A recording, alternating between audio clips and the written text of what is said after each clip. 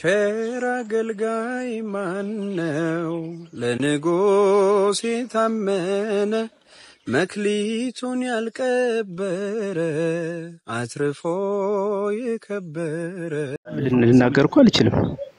በቃዚ ውጭ ሌላ አልመለስልም። እኔ ይው አንዴ ጥምቀት የሁላችሁም ስሙ። ጥምቀት ለድህነት የሚሉ ተሳስተዋል ወይስ ልክ ናቸው? የው ጥያቄ ይሄ ተነጣጥሎ እኮ ያቅም እኔ መች ጠየቅኩ ስለመነጣጠል። ጥምቀት ለድህነት የሚሉ ተሳስተዋል ከየት ነው ያመጣው እኮ ነው የምነግርኩ። እኔ አወራ ያምናል ይጠመቃል። ጥምቀት ለድህነት ስለሚሉ ሰዎች ነው። ምን ሆነ ነው? እሺ አንተ ጥምቀት ለድህነት ብለህ ታምናለህ? ጥምቀት ለድህነት የሚሉ ሰዎች ተሳስተዋል ወይስ ልክ ናቸው? ጥያቄ እንደዚህ ሚል የለም መጽሐፍ ቅዱስ ውስጥ። አንተ ጤነኛ ነህ እንዴ? ጥምቀት ለድህነት የሚሉ ሰዎች ፕሊስ ኢዮብዬ እኔ በሰላም ነው ማውራ ወዳጅ።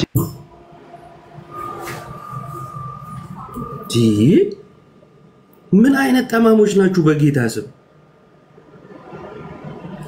እግዚአብሔር እንደዚህ አይነቱ ናቸው የሚያሳስቱት። ብሩኬ እንኳን ደህና መጣ። ተሙ እንዴት ናችሁ? አለው ለዮባዬ ሁሉ ሰላም እንዴ? ቀን ሙሉ ስደርቁ አልኩኝ እኮ ከገባው ጀምሮ እኮ በቃ ብሩክ ሰላም ብያለው። እሺ ሌላ ፕሮቴስታንቶች ጥያቄ ካላችሁ እናንተን አስገባለሁ። አንድ ቁጥር ጻፉልኝ። ሰላም ለእናንተ እንዴት ናችሁ? እንዴት ነህ? እግዚአብሔር ይመስገን። አስገባኝ ብለህ የጻፍከው ኢዮብ ስሜ አስገባሃለሁ፣ ግን ኦርቶዶክስ ነኝ ግን እንዳትሉ ከገባችሁ በኋላ። የምፈልገው ፕሮቴስታንት ብቻ ነው። መምህራኖችን እኛው ራሳችንን እንስባለን እና እባካችሁ እንደምትወዱ እናውቃለን። ኦርቶዶክሶች አስገባን አትበሉ። ሌላ ጴንጤ ካለው ኢዮብ ስሜ ነው። ሰላም ብያለሁ። ሰላም እንዴት ነው? እግዚአብሔር ይመስገን። የት ቤተ እምነት ኢዮብ ስሜ ነህ? ቃለ ሕይወት። መልካም። እሺ ኢዮብዬ ጠይቀው እዛ ሐሳብ ላይ ያ ከኢዮብ ጋር ሰላም ሞክሼ እንዴት አለ?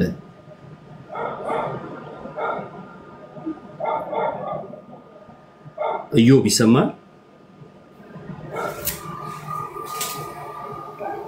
አልሰማም? ተሙ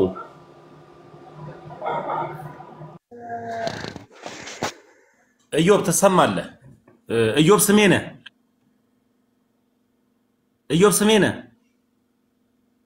ኢዮብ ስሜ ነው።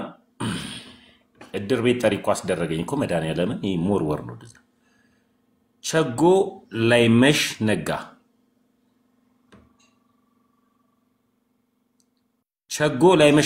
ሰላም ለእናንተ ይሁን። እግዚአብሔር ይመስገን። የት ቤተ እምነት? እኔ ምናልባት በእናንተ በኩል አንድ እውቀት ለማግኘት ነው ፈቃደኛ ከሆናችሁ ኦርቶዶክስ ውስጥ ያለው ነገር ግን ስለ ኢየሱስ ክርስቶስ እየተጠየቁት ያለውት አንገብጋቢ ጥያቄዎች አምላክ አይደለም ፈጣሪ አይደለም የሚል መጽሐፍ ቅዱስ ላይ ይሄን ይላል እየተባልኩ ስለሆነ እነዚህ ነገሮች ላይ በኢሞ ወይም በሌላ ነገር ብናወራ ነው። እዚያ ጊዜያችሁን አልወስድባችሁም። እኔ እወጣለሁ። እስኪ ኢዮብ ማለት አልገባኝም። አንተ ኦርቶዶክሳዊ ነህ? አዎ በዛ ውስጥ ነው። ግን ኢየሱስ ክርስቶስ አምላክ እንዳልሆነ አንተ ኦርቶዶክሳዊ ነኝ ወንድም አለ ነኝ። ከዛ ውስጥ ሆኜ ግን የተጠየቋቸው ያሉ ጥያቄዎች መጽሐፍ ቅዱስ ሳነብ ኢየሱስ አምላክና ፈጣሪ ሳይሆን የእግዚአብሔር ልጅ ብቻና ብቻ ነው በሚል አይነት መረዳት ውስጥ ሰዎች ሲያስረዱኝ መልስ ስላጣው በኢሞ በአንድ ነገር እናውራ ነው። እዚህ ጋር ባልሆነ ርዕስ አልጀምርባችሁም ብዬ ነው። ተረዳኝ። አሁን ጠይቅና ኢዮባም ብሩክዬም አለ። ቀጥሎ ደግሞ ምንም በኢሞ ማውራቱ አስፈላጊ ስላልሆነ በዚህ ሰዓት አሁን እኔም በውስጥ ሰዎችን አላናግርም፣ ኢዮብም አያናግርም። ያሉ ሰዎች ልክ ስላልሆኑ በውስጥ ልናናግራቸው አናግሩን እያልናቸው ሌላ ነገሮችን እየፈጠሩ ያሉ ሰዎች ስላሉ ኢዮብ ያውራው እዚሁ ጋር ሰጉ ሚዩት አድርጎ ያስተጋባል። እሺ ሚዩት አደረኩት። ስለ ክርስቶስ አምላክነት መጽሐፍ ቅዱስ በደንብ ስለሚናገር ልጅነቱን እንጂ አምላክ አይደለም የሚለውን ብለውኛል ስላልክም ከልጅነቱ አንፃር ራሱ እንዴት አምላክ ይባላል የሚለውን በሰፊው እንትንላለና ብሩኬ የተወሰነ ነገር እንትን ይበልና እኔም ደግሞ የተወሰነ ነገር እናገራለሁ። ብሩኬ ጀምር።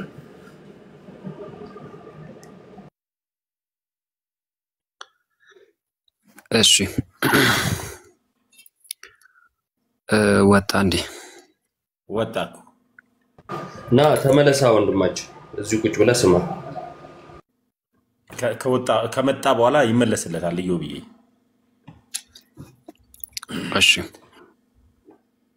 እሺ በነገራችን ላይ በዚህ አጋጣሚ በውስጥ አግኙን የምትሉ ሰዎች በውስጥ አናገኛችሁ። በውስጥ ለናገኛችሁ እያሰብን ሰው በክፋት ሌላ እርምጃ ውስጥ እየሄደ ስለሆነ በቃ እዚሁ ላይቭ ከከፈትን ላይቭ ላይ መማማር እንችላለን፣ እንነጋገራለን። ማንም በውስጥ እየገባን መልስ አንመልስም። ሰዎችን ተንኮላቸው እየበዛ ነው ያለው እና ጴንጤዎች አንድ ቁጥር ጻፉልን፣ እናንተን እናስገባ።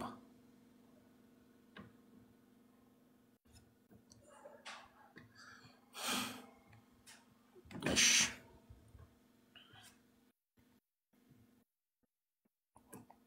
ኢዮብ ስሜ ነው ተመልሶ መጥቷል። ኢዮብ ለሳበው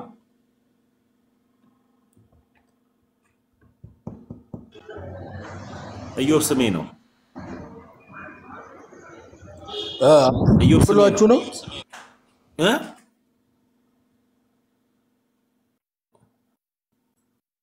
አረ ሁለተኛ አንድ ቁጥር እንዳጽፍ በመድኃኒዓለም በቃ እንዳጽፍ።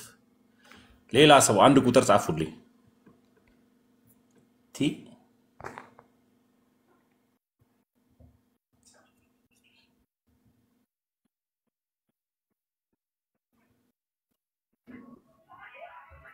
ኤቢ ሰላም ብለናል።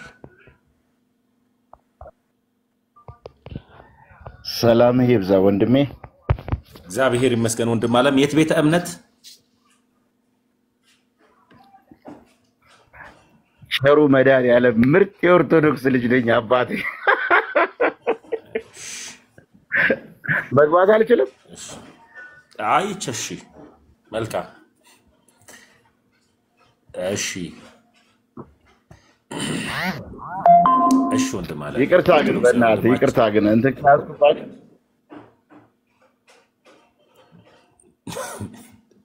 ሙለር ሰላም ብያለሁ።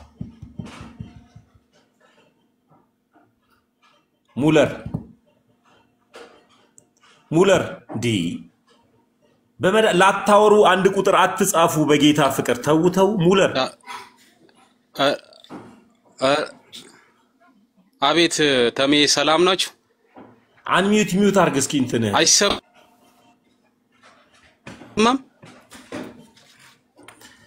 ትቆራረጣለህ ወንድምየው ትቆራረጣለህ። ይሰማል አይደል? አዎ ትሰማለህ ሙለር። እሺ ዶክተር ይመችሽ ማንንም። እሺ ኒው 12 አቤት ሰላም ነው ተሙ? እግዚአብሔር ይመስገን ሁሉ ሰላም ሰላም። የት ቤተ እምነት ነህ? ቃልዮት መልካም። ቃልዮት ላይ ከወንድማችን ኢዮብ ጋር ቀጠለ። ኢዮብ ያወራው እስኪ። እሺ ሰላም ብያለሁ። እንዴት አለ? የቃልዮት ነገረ ድነት ትምህርት ምንድን ነው? እኔ ጥያቄ እናንተን መጠየቅ የሚቻል ከሆነ እንደዛ ነው የገባሁት። ቅድም እንደዛ እያለ ስለነበር ተሙ ኦርቶዶክስ ትምህርት። አንተ ግን ታውቀዋለህ የቃልዮት ነገረ ድነት?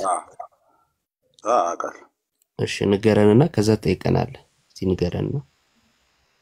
ያ ማመን አምኖ በኢየሱስ ክርስቶስ አምኖ መጠመቅ እንደዛ ነው። ያድናል? አምኖ መጠመቅ ያድናል? እሺ እምነት ያድናል ማለት ነው አይደል? ጥምቀትስ ያድናል? አንድ ላይ ከጥምቀት ከእምነት ጋር ማለት ነው። ጥምቀት ያድናል ብሎ መናገር ይቻላል በቃልዮት ትምህርት መሰረት? እኔ እንደተረዳሁት ነው። እነሱን ቃሌትን መወከል ሳይሆን የኔ ሀሳብ ምንድነው? ቸርቿ እንዳስተማረች ነው የጠየቁ። እኔ እንደተረዳሁት ነው። እኔ መልሰው አንተ የምትረዳው የቸርቿን ትምህርት አይደለም ማለት ነው እምልህ። ያው አሁን ለምሳሌ ከኦርቶዶክሶች ጋር እኔ ብዙ ጊዜ አርቻ አውቃለሁና ፖይንቱ ምንድነው? አምኖ ካመንክ በኋላ መጠመቅ እንደሚያስፈልግ መጽሐፍ ቅዱስ ይናገራል። ያመኑትን እንዳጠመቋቸው ይናገራል። ስለዚህ የሆነ የምታንኩሻኩሸው ነገር አለ ሱቶ። ኦኬ ሶሪ በጣም አሁን ጥያቄው ምንድነው? ቸርቿ ምን ታምናለች ነው? የቸርቿን እምነት መናገር ትችላለህ ወይስ አትችልም? እችላለሁ። ያው አምኖ ካመንክ ትጠመቃለህ። እኛ ጋር ጥምቀት ለድህነት ነው በቸርቿ ትምህርት መሰረት? አይ ዶንት ኖ ብዙ አላውቅም ስለሱ። አልተማርክም እንዴት ማለት የደህንነት ትምህርት ምናምን አልተማርክም ወይ ከቸርቿ? ጣሉት አስጨነቀኝ በጣም። እሺ በቃ ጥያቄን ጠይቅ። እኔ የምጠይቀው ጥያቄ ማቴዎስ ወንጌል ላይ ያለውን ነው ልጠይቅ የፈለኩትና በእናንተ እምነት የጸጋ ስግደት ለማርያም እንደሚሰጥ እንትን ይላልና ደግሞ መጽሐፍ ቅዱስ ላይ ማቴዎስ ወንጌል ላይ ነው መሰለኝና 70 ሰገሎች ሊሰግዱ መጥተው ለሕፃኑን የሰገዱትና እዛ ጋር ለምንድነው ለማርያም ያልተባለው? ወይስ የጸጋ ስግደት አሁን ላይ አስፈላጊ ነው? እንዴት ከምን አንፃር ልትሉ ቻላችሁ የሚለውን ጥያቄ ነው። እሺ 70 ሰገል ሲሰግዱ ምንድነው ጥያቄው? እሱ ጋር ከ70 ሰገል ጋር ለምን አገናኘው? ማለት ለሕፃኑ ልንሰግድ መጣን ነው የሚሉት ተከፍሉና አጥተምብናለ እኮ ለሕፃኑ ይሰግዱ መጡና ምን ማለት አሁን ላይ ደግሞ በእናንተ እምነት ላይክ አሁን ላይ ስቲል ለማርያም ስግደት አለ የጸጋ ስግደት ተብሎ በሰዓቱ የጸጋ ስግደት ቢያስፈልግ ኖሮ ለማርያም ለምን አልሰገዱም ነው ጥያቄ። ኦኬ ያስፈልጋል አያስፈልግም የሚለውን ከነሱ ለመማር ነው እምልህ። ቶታሊ ትኩረታቸው ሕፃኑ ላይ ነበርና ለምንድነው ሕፃኑ ነው እንኳን ለኢየሱስ ክርስቶስ ብቻ ከተሰገደ አሁን ታዲያ ለምንድነው ለማርያም እናንተ መስገድ የፈለጋችሁት? የጸጋ ስግደቱ ነው ማለት ነው። እሺ እቺ ሎጂክ ለምሳሌ ጳውሎስ በተለያየ ስፍራ ላይ ከእግዚአብሔር ከአባታችን ከጌታም ከኢየሱስ ክርስቶስ ጸጋና ሰላም ለእናንተ ይሁን ይላል። ስለዚህ ከእግዚአብሔር ከአባታችን ከጌታም ከኢየሱስ ክርስቶስ ብሎ ጸጋና ሰላምን ተመኘ፣ ከመንፈስ ቅዱስ ግን አላለም። ስለዚህ የትኩረት አቅጣጫው ወደ መንፈስ ቅዱስ ስላልሆነ መንፈስ ቅዱስ ከአብና ከወልድ እኩል አይደለም ወይም ደግሞ ከመንፈስ ቅዱስ ጸጋን አናገኝም ማለት ይቻላል። እዛ ጋር ስላልጠቀሰው ጳውሎስ ምን አልከኝ? አያስብልም። እዛ ጋር ተጠቀሰ አልተጠቀሰ የሚለው ላይ ትምህርት ልትገነባ አትችልም ማለት ነው። እዛ ክፍል ላይ ለሕፃኑ ሊሰግዱ መጡ ይሄን የተጻፈው የተጻፈውን ብቻ ተቀበለ እዛ ላይ የተሰጠን ትምህርት ይዛለህ እንጂ አንተ ለምትፈልገው ዓላማ ያንን ክፍል እንዲህ ለምን አላደረጉም ብለ ጥያቄ ምልክት ውስጥ ልከተው አትችልም። ምክንያቱም ያ ክፍል ካንተ ጥያቄ አንፃር የተጻፈም ካንተ ጥያቄ አንፃርም ሊሰግዱ ሄዱ ስላልሆነ ማለት ነው። ለማንኛውም የሰባ ሰገልን እዚህ ውስጥ መክተት አንችልም ማለት ነው። ለማንኛውም ያደረጉት ተጽፎልናል፣ እርሱን እንማርበታለን። ወደ ድንግል ማርያም የጸጋ ስግደት ስንመጣ ስግደት ሁሉ አምልኮ ስላልሆነ ለሰላምታም ለአክብሮትም በመጽሐፍ ቅዱስ ሲሰገድ ስላየን ማርያም ክብር ስለሚገባት የአክብሮት እንሰግድላታለን ማለት ነው። ኦኬ ሐዋርያቶች ካስተማሩት እስቲ ክፍል ልትነግረኝ ትችላለህ? ለምሳሌ ምን እኮ ሐዋርያቶች ለማርያም የጸጋ ስግደት የሰገዱትን ወይም ስለሷ ያወሩት አልተጻፈም። ሐዋርያት ደግሞ በሐዋርያት ሰክሴሽን የምታምኑ ከሆናችሁ ሐዋርያቶች አስተማሩ እንዴት ነው ሐዋርያት ማለት ኦርቶዶክስ በሐዋርያት ሐዋርያት ሰክሴሽን የሚባል ነገር አለ። ትክክል መተካካት እሺ ኦሪጂናል እናንተ ስለሆናችሁ እንዴት ነው ታዲያ እነሱ ባስተማሩትም አታምኑም ወይስ ታምናላችሁ? እሺ በሐዋርያት ሰክሴሽን እናምናለን፣ ቅብብሎሽ እናምናለን። እና ደግሞ ሐዋርያት ለማርያም የጸጋ ስግደት ሰገዱ የሚል ጽሑፍ አልተጻፈም። እንዲጻፍም አንጠብቅም። ምክንያቱም በመጽሐፍ ቅዱስ ላይ ሁሉ ስለተጻፈ አይደለም ምናምን። ሁሉ ተጽፏል ብለህ የምታምን ከሆነ በኋላ ጥያቄ ጠይቃለሁ። ቀደምት ስለሆናችሁ የሚለው ጥሩ ነው፣ እሱን ማመን። ነገር ግን ከሐዋርያት ትምህርት የተቃረነ አይደለም። አንድ መጽሐፍ ቅዱስ ላይ ያሉ ሐሳቦችን እኛ በምንፈልገው ወርድ ካልተጻፉ አናምንም አላልንም። ለምሳሌ ሐዋርያት የሥላሴን ትምህርት አስተምረውናል። አብ ወልድ መንፈስ ቅዱስ ብለው አስተምረዋል። ሥላሴ የሚለውን ቃል ግን ሲጠቀሙ አናይም በመጽሐፍ ቅዱስ ላይ። ይሄን ቃል ስላልተጠቀሙ እኛ እንጠቀምም አላልንም። ትምህርቱን ስለሚያሳይ በኋላ ላይ ተጠቅመነዋል። ሌሎች ብዙ ረቀቅ ያሉ ነገሮችንም ማለት ነው። ወደ ስግደቱም ስንመጣ አልኩ መጽሐፍ ቅዱሳችን ላይ ስግደት ለሰላምታም ለአክብሮትም ጥቅም ላይ ውሏል። ያንን ጥቅም ላይ የዋለውን ነገር እኛ ተማርንበት። ዛሬ ማርያም ክብር ስለሚገባት አክብሮታችንን እንገልጽበታለን ነው። አይ ቃል በቃል ካልተጻፈ ምትል ከሆነ ግን መጠይቅ ጥያቄዎች ይኖራሉ፣ ልትመልሳቸው ምትችል ከሆነ ማለት ነው። ቃል በቃል ለምሳሌ ያነሳው ነገሮች አሉ።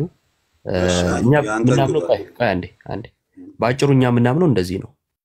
መጽሐፍ ቅዱስ ላይ አራውንድ የተጻፈ ንገረኝ ማለት ለሷ የሚመስል የተጻፈ ካለ ንገረኝ፣ ችግር የለውም እኛ እንድንረዳው የተጻፈ። እሺ ማርያም ክብር ይገባታል አይገባትም በአንተ እምነት? ክብር ማለት እንዴት ማለት አሁን ላይ ነው ወይስ ያኔ ነው ወይስ እንዴት ነው? ጊዜውን አላወራውም፣ ግን ማርያም ክብር ይገባታል አይገባትም?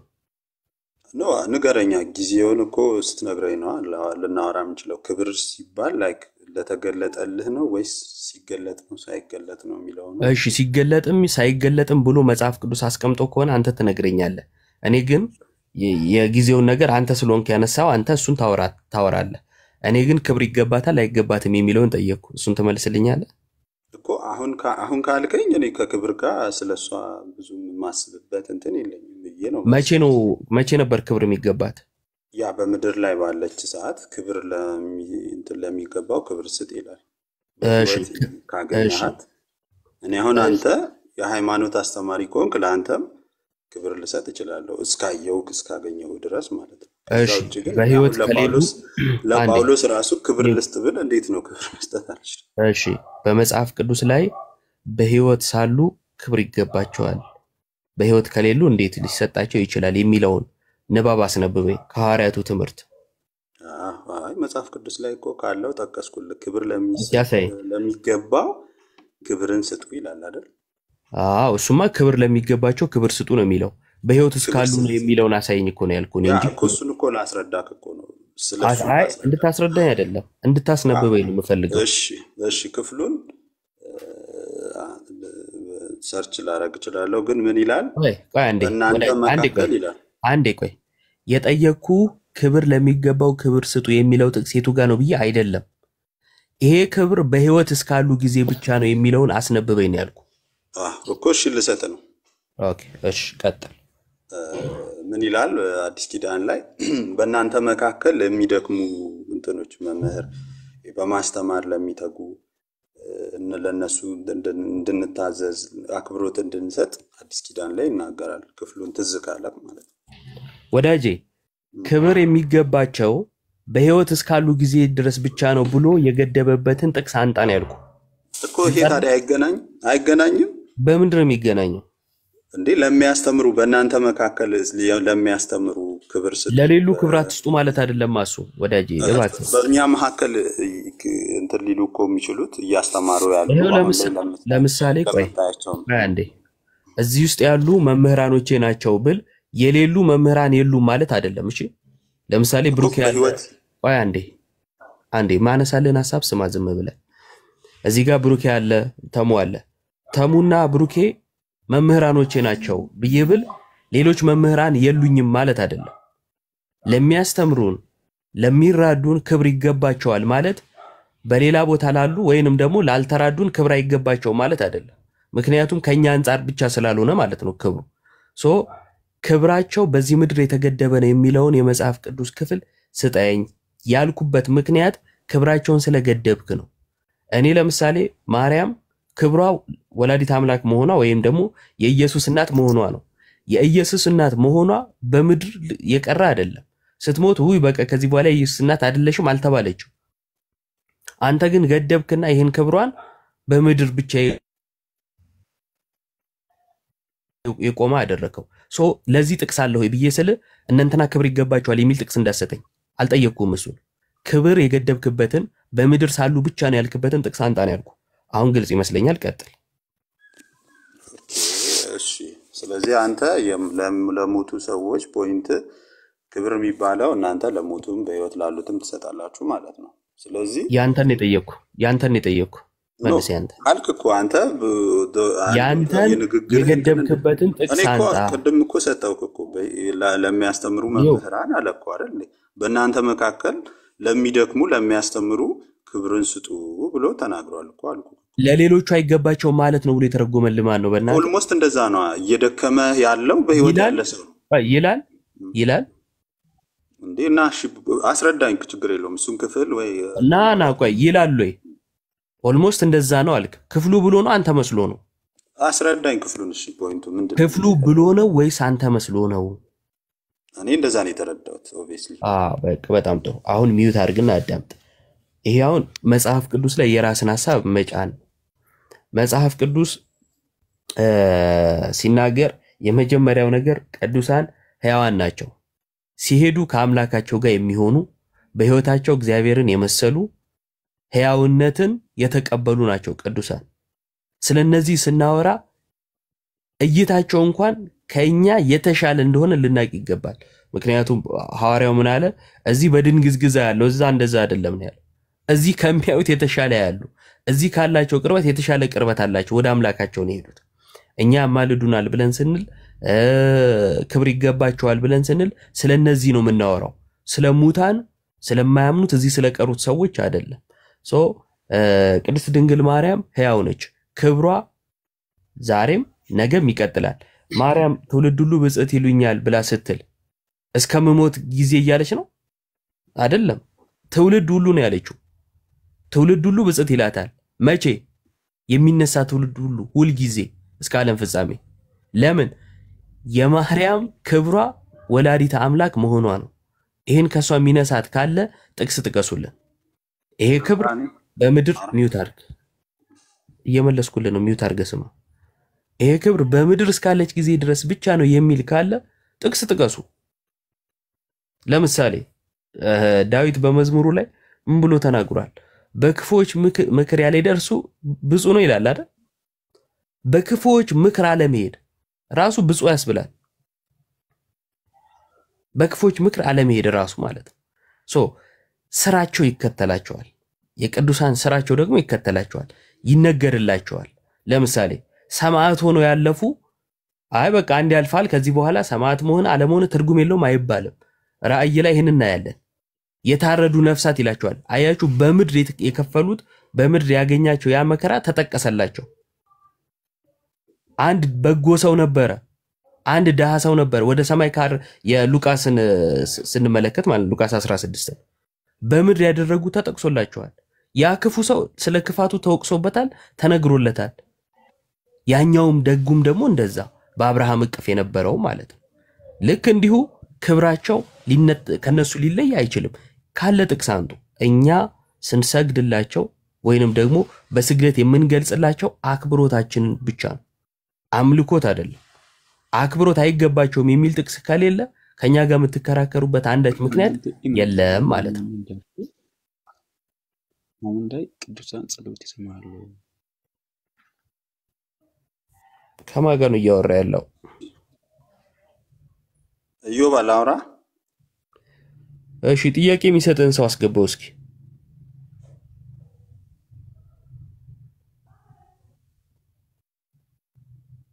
ኒው አቤት አቤት፣ ልጠይቅህ ዘይቀኛለ። ጥያቄ የሰጠህን ሰው አስገባው አጠገብ ያለው። የትኛው? አሁን ጥያቄ ሲሰጥ የነበረው ስጠው ስልኩን ማለት ነው።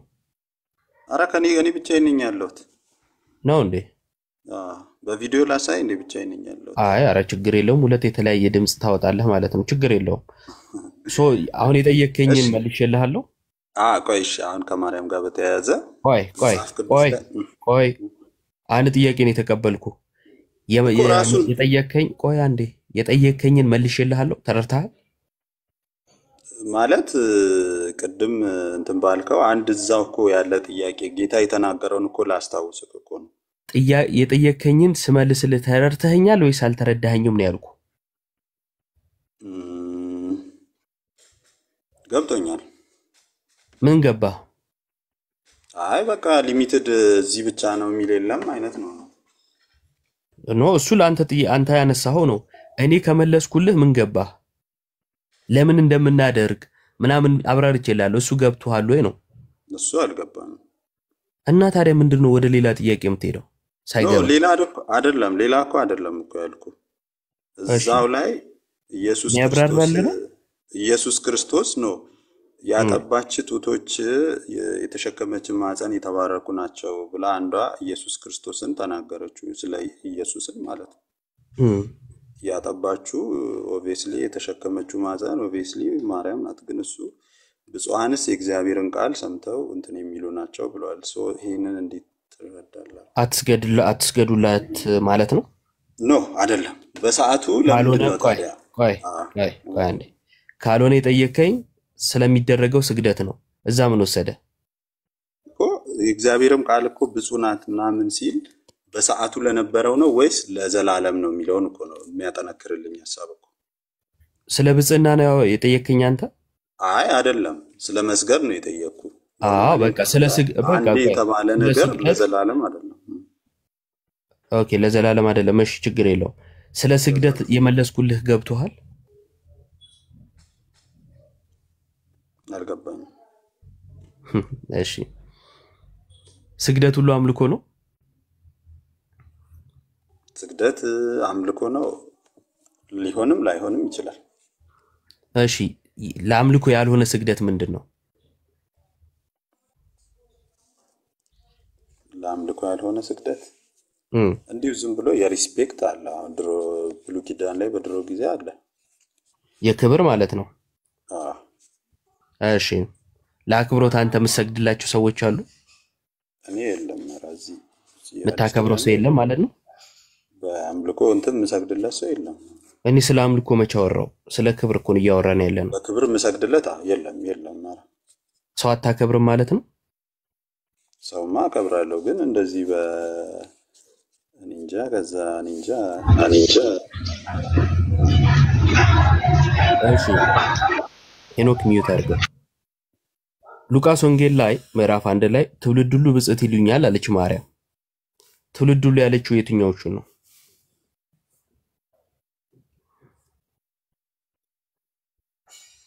ትውልድ ሲል ሁሉንም ነው ኢንክሉድ የሚያደርግ።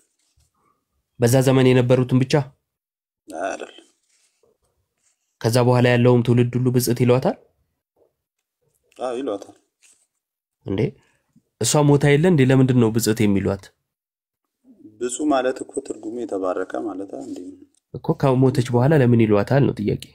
እንዴ እግዚአብሔርን ቃል ሰምቶ እኮ የሚያደርግ ሁሉ የተባረከ እኮ ነው። ምንም እኮ ለኛም እኮ ተብለናል። ከሞተች በኋላ ለምን ይሏታል? ቅድም ከሞት በኋላ ለውጥ እንዳለ አድርገህ ስታወራ ስለነበረ የጠየኩ ከሞት በኋላ ስላለ ነገር ነው። ለምሳሌ ይኸውልህ ከዚህ ዓለም ሰው ከተለየ በኋላ ከሞተች በኋላ ክብር አይገባም፣ በቃ ክብር እዚህ ያሉ ነው ብለህ ነበረ። ከሞተች በኋላ ብጽዕና ለምን ተገባት ነው ጥያቄ። ያ የእግዚአብሔርን ቃል ስለታዘዘች ልንል እንችላለን። በኋላ ከሞት በኋላ አሁን ሁሉም ያው የተባረከ ማለት ስለሆነ ችግር የለውም። በሱ እሺ ከሞት በኋላ ክብርስ? ከሞትክ በኋላ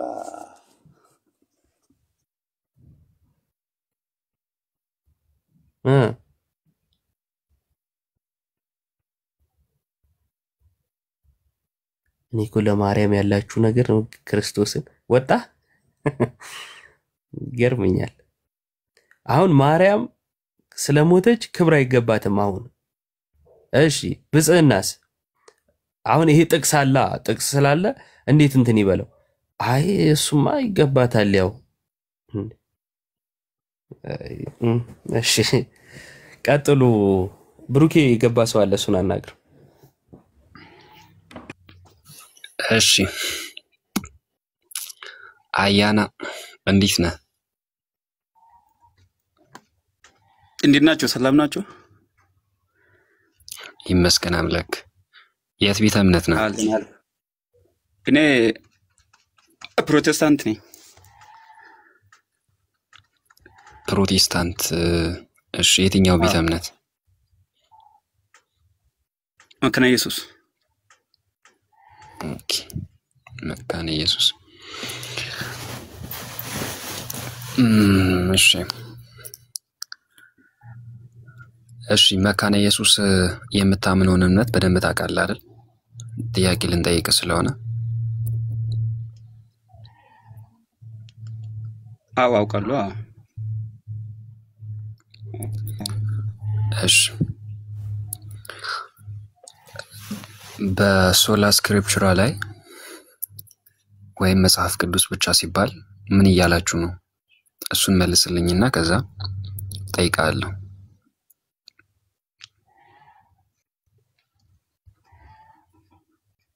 ሶላ ስክሪፕቸራ ማለት ያው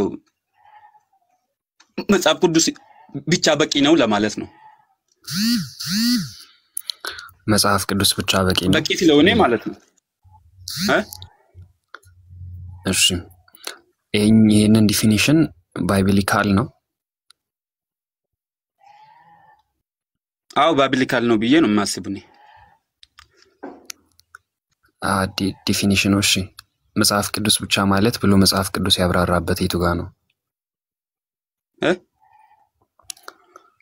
መጽሐፍ ቅዱስ ብቻ ማለት መጽሐፍ ቅዱስ ብቻ በቂ ነው ማለት ነው ብሎ መጽሐፍ ቅዱስ የቱ ጋር ነው ያብራራው ያው ባይብሊካል ነው ስላልክ ነው የጠየቅኩ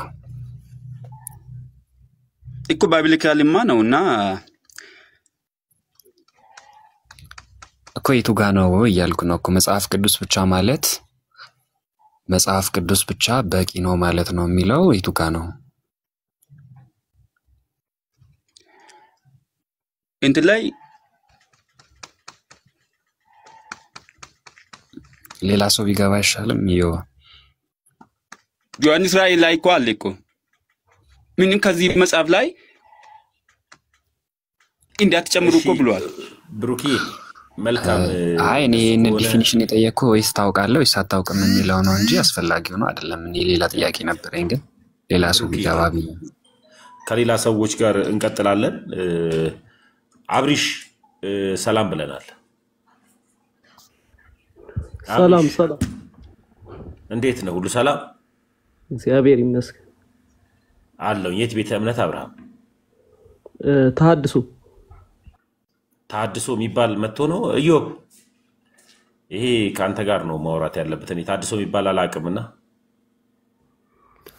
ከፕሮቴስታንት ማለት ትችላለህ እሺ እኔ ስለማላቅ ነው ከይቅርታ ጋር ድንገት እዮብ የሚያውቀው ከሆነ ከሱ ጋር ታወራላችሁ አንተ ጋር ግን ባወራ ደስ ይለኝ ነበር እኔ አላቅማ ታድሶ የሚባል ቀጥሉ ከእዮብ ጋር አብርሽ ይሰማል የትኛው ታድሶ ሳሙኤል ታድሶ በደሞ ሰርች እሺ ምንድነው የሚታደሰው ምንድነው የሚታደሰው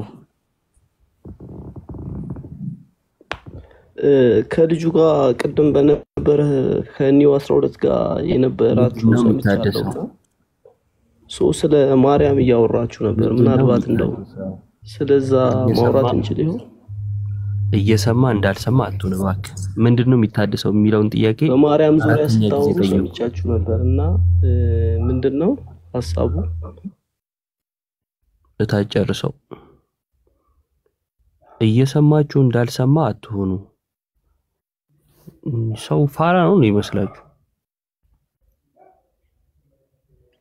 አንድ ቁጥር ደጋግማ አትጻፍ መጀመሪያ ለምትባለው ነገር ብቻ መልስ የምትመልስ ከሆነ ትመልሳለህ ለምቢባል አልኩ እኔ ታድሶ የሚባል ነገር አላቅም ለጠየቀ ብቻ የምትመልስለት ከሆነ ካልሆነ ወንጌል ስለ ልጁ ነው ከሚለው ልጅ ጋር እናወራለን ታች ላይ ጨርሰው ስትባል አሁን ታች ላይ ጨርሰው መጥተዋል። ወንድሜ አብርሃም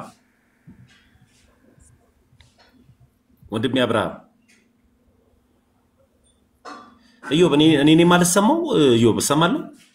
አይ ትሰማለህ? አብርሃም ይሰማል? ጠፍቶ ነበር አሁን መጥቶ። እሺ ምንድነው የሚታደሰው? እነከሩ ሞዴሬተሮች ናቸው የነገሩ። አይ ሞዴሬተሮች ናቸው። ቆይ ታውት ቆይ አንድ ቁጥር ጻፈ አብርሃም። ጥሩ ነው። ታድሶ ምንድነው የሚለውን ያብራራልናል። አንተ ስትገባ አብራራልን አብርሽ። ነኝ ስለ አንድ ቁጥር ጻፈና ማወቅ ስላለብን እስኪ ወንጌል ስለ ልጁ የሚለውን አብርሃም እስኪመጣ ድረስ አውራው እስኪ ዮቢ። እሺ ሰላም ወንድማችን እንኳን ደህና መጣ። ሰላምና ጸጋ ይብዛላችሁ። ተሜ እንዴት ነህ? ሁላችሁም ሰላም ናችሁ? እግዚአብሔር ይመስገን። ከየት ቤተ እምነት ነህ? ከወንጌል አማኝ ተሜ ያቀኛል። ባለፈው አውርተናል። የትኛው ዲኖሚኔሽን? ወንጌል አማኝ ገነት አጥቢያ። ገነት አጥቢያ በየትኛው ስር ነው ያለችው? የትኛውን ትምህርት ነው የምትቀበለው? አላቃትም በርግጥ። የወንጌል አማኝ አብያተ ህብረት አልኩ። ካላወቅ ወይም ከሚያውቁት ጋር ላውራ። ምን አይነት ያገነምጡ? ቃለ ህይወት፣ መካነ ኢየሱስ፣ መሰረተ ክርስቶስ ከነዚህ ውጪ ማለት ነው አይደል? አብያተ ህብረት ማለት ነው። ረፕሊስ ሰውዬ ካላወቅ እኮ ያላወቀውን አትመልስልኝ። ገነት፣ መሰረተ ክርስቶስ፣ ሙሉ ወንጌል አጠቃላይ የወንጌል አማኞች አብያተ ህብረት ይባላል። ይሄን ካላወቅ ሌላ ጥላቻ ንግግር አታውቅ። እሺ አብያተ ህብረት አይባልም፣ አብያተ ክርስቲያናት ህብረት ነው የሚባለው። አንተ ደግሞ ይሄን ካላወቅ ዝም ብለህ አታውራ። እሱ ስለኔ አይመለከትም። ስለአንተ መመልከት ያለብህ አሁን ጥያቄም ልጠይቅ ከሆነ ጥላቻ ንግግር አታውቅ። እንደዛ አይደል? እሺ ወንድም አትናደድ። እንደ ኢየሱስ በየመጣጠፊያው ስለሚከፈቱ ቸርቾች ማወቂያው እንትን ስለሚከብደኝ ነው እንጂ ንቄ አይደለም። እንደውም ካንተ ጋር አላወራም ከሌላ ወንድሞች ጋር አንዴ ከወንድም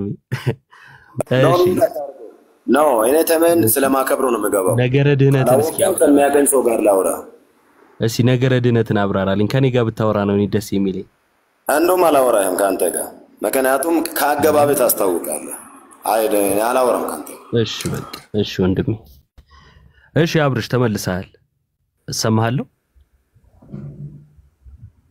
ይሰማል። ምንድነው የሚታደሰው አልከኝ? ኦኬ ጥያቄ ታድሶ ማለት ምን ማለት ነው?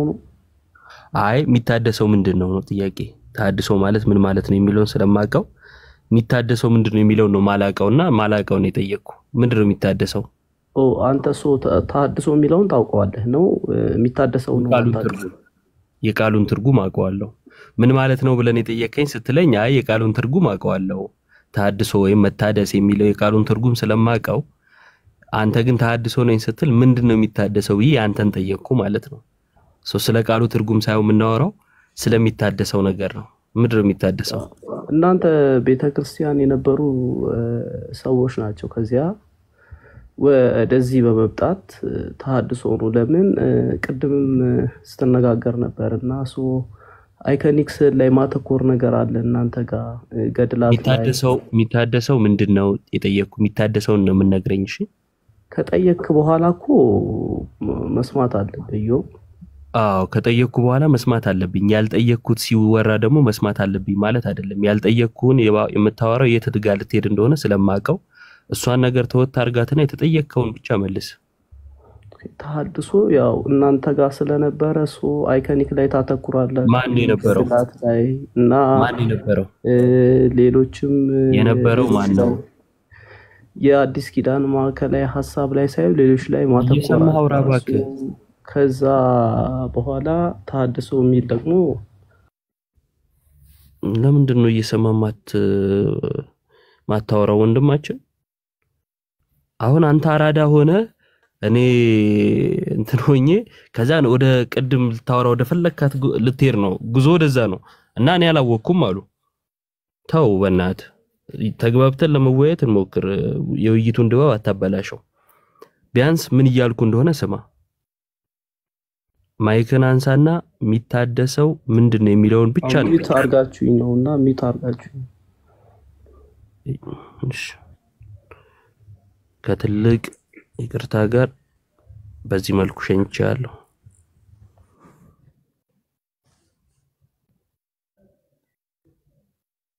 እሺ መልካም። እሺ ኒው ቅድም ገብቶ የተወያየው ነው ኢዮብዬ ወይስ አሁን ተመልሶ ገብቶ ነው? ይሄ ፊት አዲስ አልሆነብኝ የአካውንት ቅድም አውርተሃል። ታዲያ ጨርሳችሁ ነው የወረደው? እኔ እንጃ ለምን እንደገባ አላውቅም። ይናገር። ኒው ቅድም ገብተህ ነበር ገስት ላይ ተወያይተን ጨርሰን የወረድከው? አልጨረስኩም። እሱማ ምን በጥያቄ ውስጥ እየኖርክ ምን ያልቃል? ሰው መሆን በራሱ ጥያቄ አለ እንዴ? ሀሳቡ ላይ ጨርሳችሁ ነው ወይስ እንዴት ነው የወረድከው? ኔትወርክ ነው ያወረደው ወይ? እንትን እዛው ኢዮባ አሁን ቅድም የጠየቀኝ ላይ ትውልድ ሁሉ በሚለው እንትን ላይ ያን ቃል የተናገረው ማን ነው የሚለው ጥያቄ ስለፈጠረብኝ ነው የገባሁት። መልካም ሞዴሬተሮች፣ ከዚህ በኋላ ኢዮብ ይቀጥላል። ግን አንድ ጊዜ ገብቶ የወጡ ሰዎችን ኢንቫይት አታርጓቸው። ድንገት ወይ እየተወያየ ያለው ሰው ሲሆን የሚያወርዳቸው መልሰን አናስገባቸውም። ኢዮብ ይቀጥሉ። እሺ እጅ ላይ መጽሐፍ ቅዱስ አለ? በስልክ ነው። አይ የለኝም፣ ወጥቼ ነው አልችልም። እሺ ማለት ፓውዞናለሁ፣ ማንበብ አልችልም ከነገርከኝ እንትን ላይ ቆይ አንዴ ልለጥፍልህ።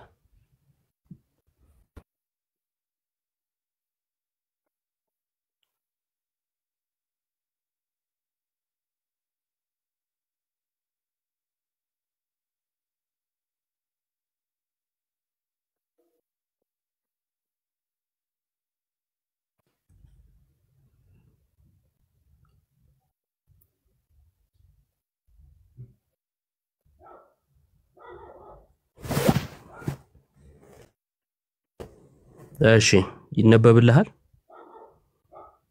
ኒው ይነበባል። ምን ይላል? አንብበው። ከዚህ ማርያምም ከሚለው ነው። ማርያምም እንዲህ አለች፣ ነፍሴ ጌታን ታከብረዋለች፣ መንፈሴም በአምላኬ በመድኃኒቴ ሐሴት ታደርጋለች። የባሪያይቱን ውርደት ተመልክቷልና እነሆም ከዛሬ ጀምሮ ትውልድ ሁሉ ብጽዕት ይሉኛል። ብርቱ ተመለሰልህ ማለት ማለት እኔ እኮ ጥያቄ ምንድነው? ራሷ ናት ማን ያለው ነው አይደል? የጠየቀኝ ቆይ የጠየቀኝ ማን ያለው ነው አይደል? ስለዚህ መጽሐፉ ምን ይላል? ያ ራሷ እንደተናገረች ነው። እንዲህ አለች ይላል። ማርያምም እንዲህ አለች ብሎ ነው የሚጀምረው። በቃ ያው መልሱ ተመልሶላል።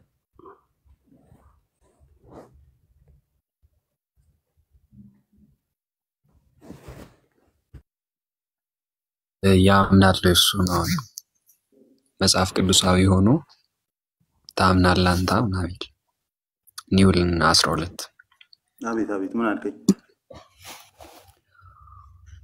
ቅድም ከኢዮብ ጋር ስታወራ የቅዱሳን ክብር በስጋ እስካሉ ድረስ ነው እንጂ ከሞት በኋላ ወይም ወደ ህይወት ከተሸጋገሩ በኋላ ክብራቸው እስከሆነ ታይም ድረስ ነው እንጂ ገደብ አለው እንጂ በስጋ ከተለዩ በኋላ የሚቀጥል ነገር አይደለም ማልክና አሁን ሉቃስ ላይ ትውልድ ሁሉ ብጽዕት ይሉኛል ብላ ስትናገር ኦር ደግሞ ያከብሩኛል ብላ ስትናገር አሁን ላይ ከኛ ጋር በስጋ የለችም ግን ስለዚህ ይሄ ትውልድ ሁሉ ሲባል እኛንም የሚወክል ነገር ነው አልክና ከቅድሙ ሐሳብ ጋር የሚቃረን ሐሳብ ነው ያወራ ያለው። ስለዚህ እነን ተቀበላለሁ ያንተ ማርያም ክብር እንደሚገባት ታምናለህ?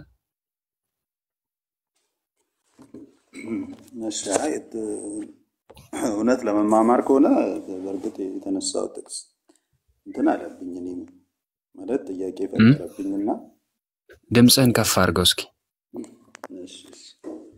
ለመማማር ለክርክር ለሃይማኖታዊ ክርክር ሳይሆን ለመማማር ከሆነ እኔም ጥያቄ ፈጠረብኝ። እኔ ሳቅ አንድ ሰው ከሞተ ኦልሬዲ እንትን እንደዛ ነው እኔ የምረዳው። ክብር የሚባለውን የምረዳው እንደዛ ነው። ግን ደግሞ አሁንም እናንተ እሷ ያለችው እንግዲህ ማርያም ትውልድ ሁሉ ብፅዕት ይሉኛል ብፁዕ ይለኛል ስትል የተባረከች እንደሆነች ነው አይደል ቃሉ እኔ የምረዳው። ግን እናንተ ቤተክርስቲያን ውስጥ ማክበርን እስከ ደረጃ ነው ስም ተጠርቶ ችግር የለም። ወደኛ ቤተክርስቲያን ከመምጣት በፊት መጀመሪያ መጽሐፍ ቅዱስን አምናለሁ የሚል ሰው ወይ ጥያቄ ከፈጠረብህ ኢትስ ኦኬ ጥያቄውን እዚሁ ተጠይቃለህ ወይ ደግሞ ሌሎችን ተጠይቃለህ መምህራኖች ካሉ። ነገር ግን የቅዱሳን ክብር ገደብ አለው ኦር ደግሞ በስጋ እስካሉ ድረስ እንጂ ከዛ በኋላ ምንም አስፈላጊ አይደለም ክብር መስጠት የሚል ነገር ስላስቀመጥ ይሄ መረዳት ባይብሊካል እንዳልሆነ መረዳት አለብህ። ምክንያቱም መጽሐፍ ቅዱስ የቅዱሳንን ክብር ወይም ደግሞ አንድ ፐርሰንን ለማክበር ገደብ አይሰጥም። በቃ ክብር ለሚገባው ሁሉ ክብር እንሰጣለን ብሎ ሐዋርያው ቅዱስ ጳውሎስ ሲናገር ከዚህ እስከዚህ ስጡት አይደለም ያለው። ክብር የሚገባው ሁሉ ክብርን ትሰጠዋለህ አለቀ። የቅዱሳኑ ደግሞ ከክብራቸው ጋር በተያያዘ ተአምራት ራሱ የጌታን ክብር ከመግለጥ አልፎ ደግሞ የጌታን ተአምር በሐዋርያት ውስጥ ሲገለጥ የሐዋርያቱም ክብር የሚገልጥ ነው። ሉቃስ ወንጌል ምዕራፍ 10 ከቁጥር 17 ጀምረ ስታነብ ተአምራትን እንዳደረጉ ስልጣን እንደሰጣቸው አለፍ ብሎ ደግሞ ስማቸው በሰማይ እንደተጻፈ ይናገራል። ስለዚህ የእነሱ ክብራውን ከዚህ እስከዚህ ድረስ ነው ብለህ ልትገልጸው አትችልም። ምክንያቱም ከሞት በኋላ ስማቸው በሰማይ እስከ መጻፍ ድረስ ስለደረሰ ማለት ነው። እና በእኛ ቤተክርስቲያንም የቅዱሳኑን ክብር መጽሐፍ ቅዱስ እንደተናገረው ክብር የሚገባቸውን ክብር እንሰጣቸዋለን። ቤተክርስቲያን ለየትኛውም ፐርሰን ይሁን ለሚገባው ክብርን ትሰጣለች። ስለዚህ መጽሐፍ ቅዱስ ባዘዘውና ቤተክርስቲያን ባስቀመጠችልን ትምህርት መሰረት ነው እኛ የምንጓዘው እንጂ የራሳችን ማይንድ ሴት ተጠቅመን አይደለም የሆነ ነገር ለልልኬት የምናስቀምጥለት። ኢዮብ ያስቀመጠል የሉቃስ ወንጌል የማርያምን ክብር ትውልድ ሁሉ እስካለች ድረስ ደግሞ አንተ ባት እርስ በራሱ የሚጋጭ ነገር ሆኖ እናገኘዋለን ማለት ነው። እና ለማርያም ትውልድ ሁሉ ብፅዕት ወይም ክብርን እንደሚሰጣት ከተናገረ ትውልድ ደግሞ እስከ ጌታ ምጽአት ድረስ ያለ ነው። እስከ ዘላለምም ይኖራል ክርስቲያን የሆነው። ስለዚህ የማርያም ክብር እየተገደበ አይደለም ማለት ነው። እና ደግሞ ለአንድ አካል ክብርን ለመስጠት ስፔሲፊካሊ እኛ ጋር መሆን አለበት የሚል ነገር የለም። ግን ደግሞ ካስፈለገ ቤተክርስቲያን የሚለውን ኮንሰፕት ከተረዳ ዛሬም ማርያም ወይም ደግሞ በስጋ የተለዩ ቅዱሳን በአንድ ህብረት ያለ ነው። በአንድ ህብረት ውስጥ እስካለን ድረስ ደግሞ አንድ አካል ነን ይላል ጳውሎስ። እና አንድ አካል እስከሆነን ድረስ የምንከፋፍለው አካል የለም። ኦኬ በሰማይ ያለው ማህበርም በምድር ላይ በዚህ ዓለም ላይ ያለው ኤግዚስት የሚያደርገው አማኝም አንድ አካል ሆነዋል። ስለዚህ በአንድ ህብረት ውስጥ አሉ። በአንድ ህብረት ውስጥ ያሉ ብልቶች ደግሞ አንዱ ለአንዱን ክብር ይሰጣጣሉ። ስለዚህ ከዚህ አንፃርም ስንረዳው የቅዱሳን ክብር ገደብ የሌለው ወይም ደግሞ ከዚህ እስከዚህ ብቻ ነው እንድንል የሚያደርገን ሳይሆን በሚገባቸው ክብር መስጠት እስከሚገባን ድረስ እንድንሰጣቸው ነው መጽሐፍ ቅዱስ የሚያዘው እንጂ በአንድ ፐርሰን ማይንድ ሴት ውስጥ የሚመላለስን ምስስሎች አይደለም የምናስቀምጠው። እና መረዳትን ልትቀይረው ብዬ አስባለሁ። እሺ ጳውሎስ መጽሐፍ ቅዱስ ላይ አንዱን ከአንዱ ምንድነው የተለየ ያደረገው ብሎ የጻፈው ክፍል ትዝ ካለ አንተን ከኢኪሊም በምንድነው የተለያየው ምናምን የሚል እንትን ኮምፓሪሽን የሰጠበት ክፍል ትዝ ካለ አንተን ከሌላው ምንድነው የተለየ ያደረገ ምን ያልተቀበልከው ስጦታ ሳለ ብሎ እንትን ያነሳው ክፍልስ እንዴት ታያለህ?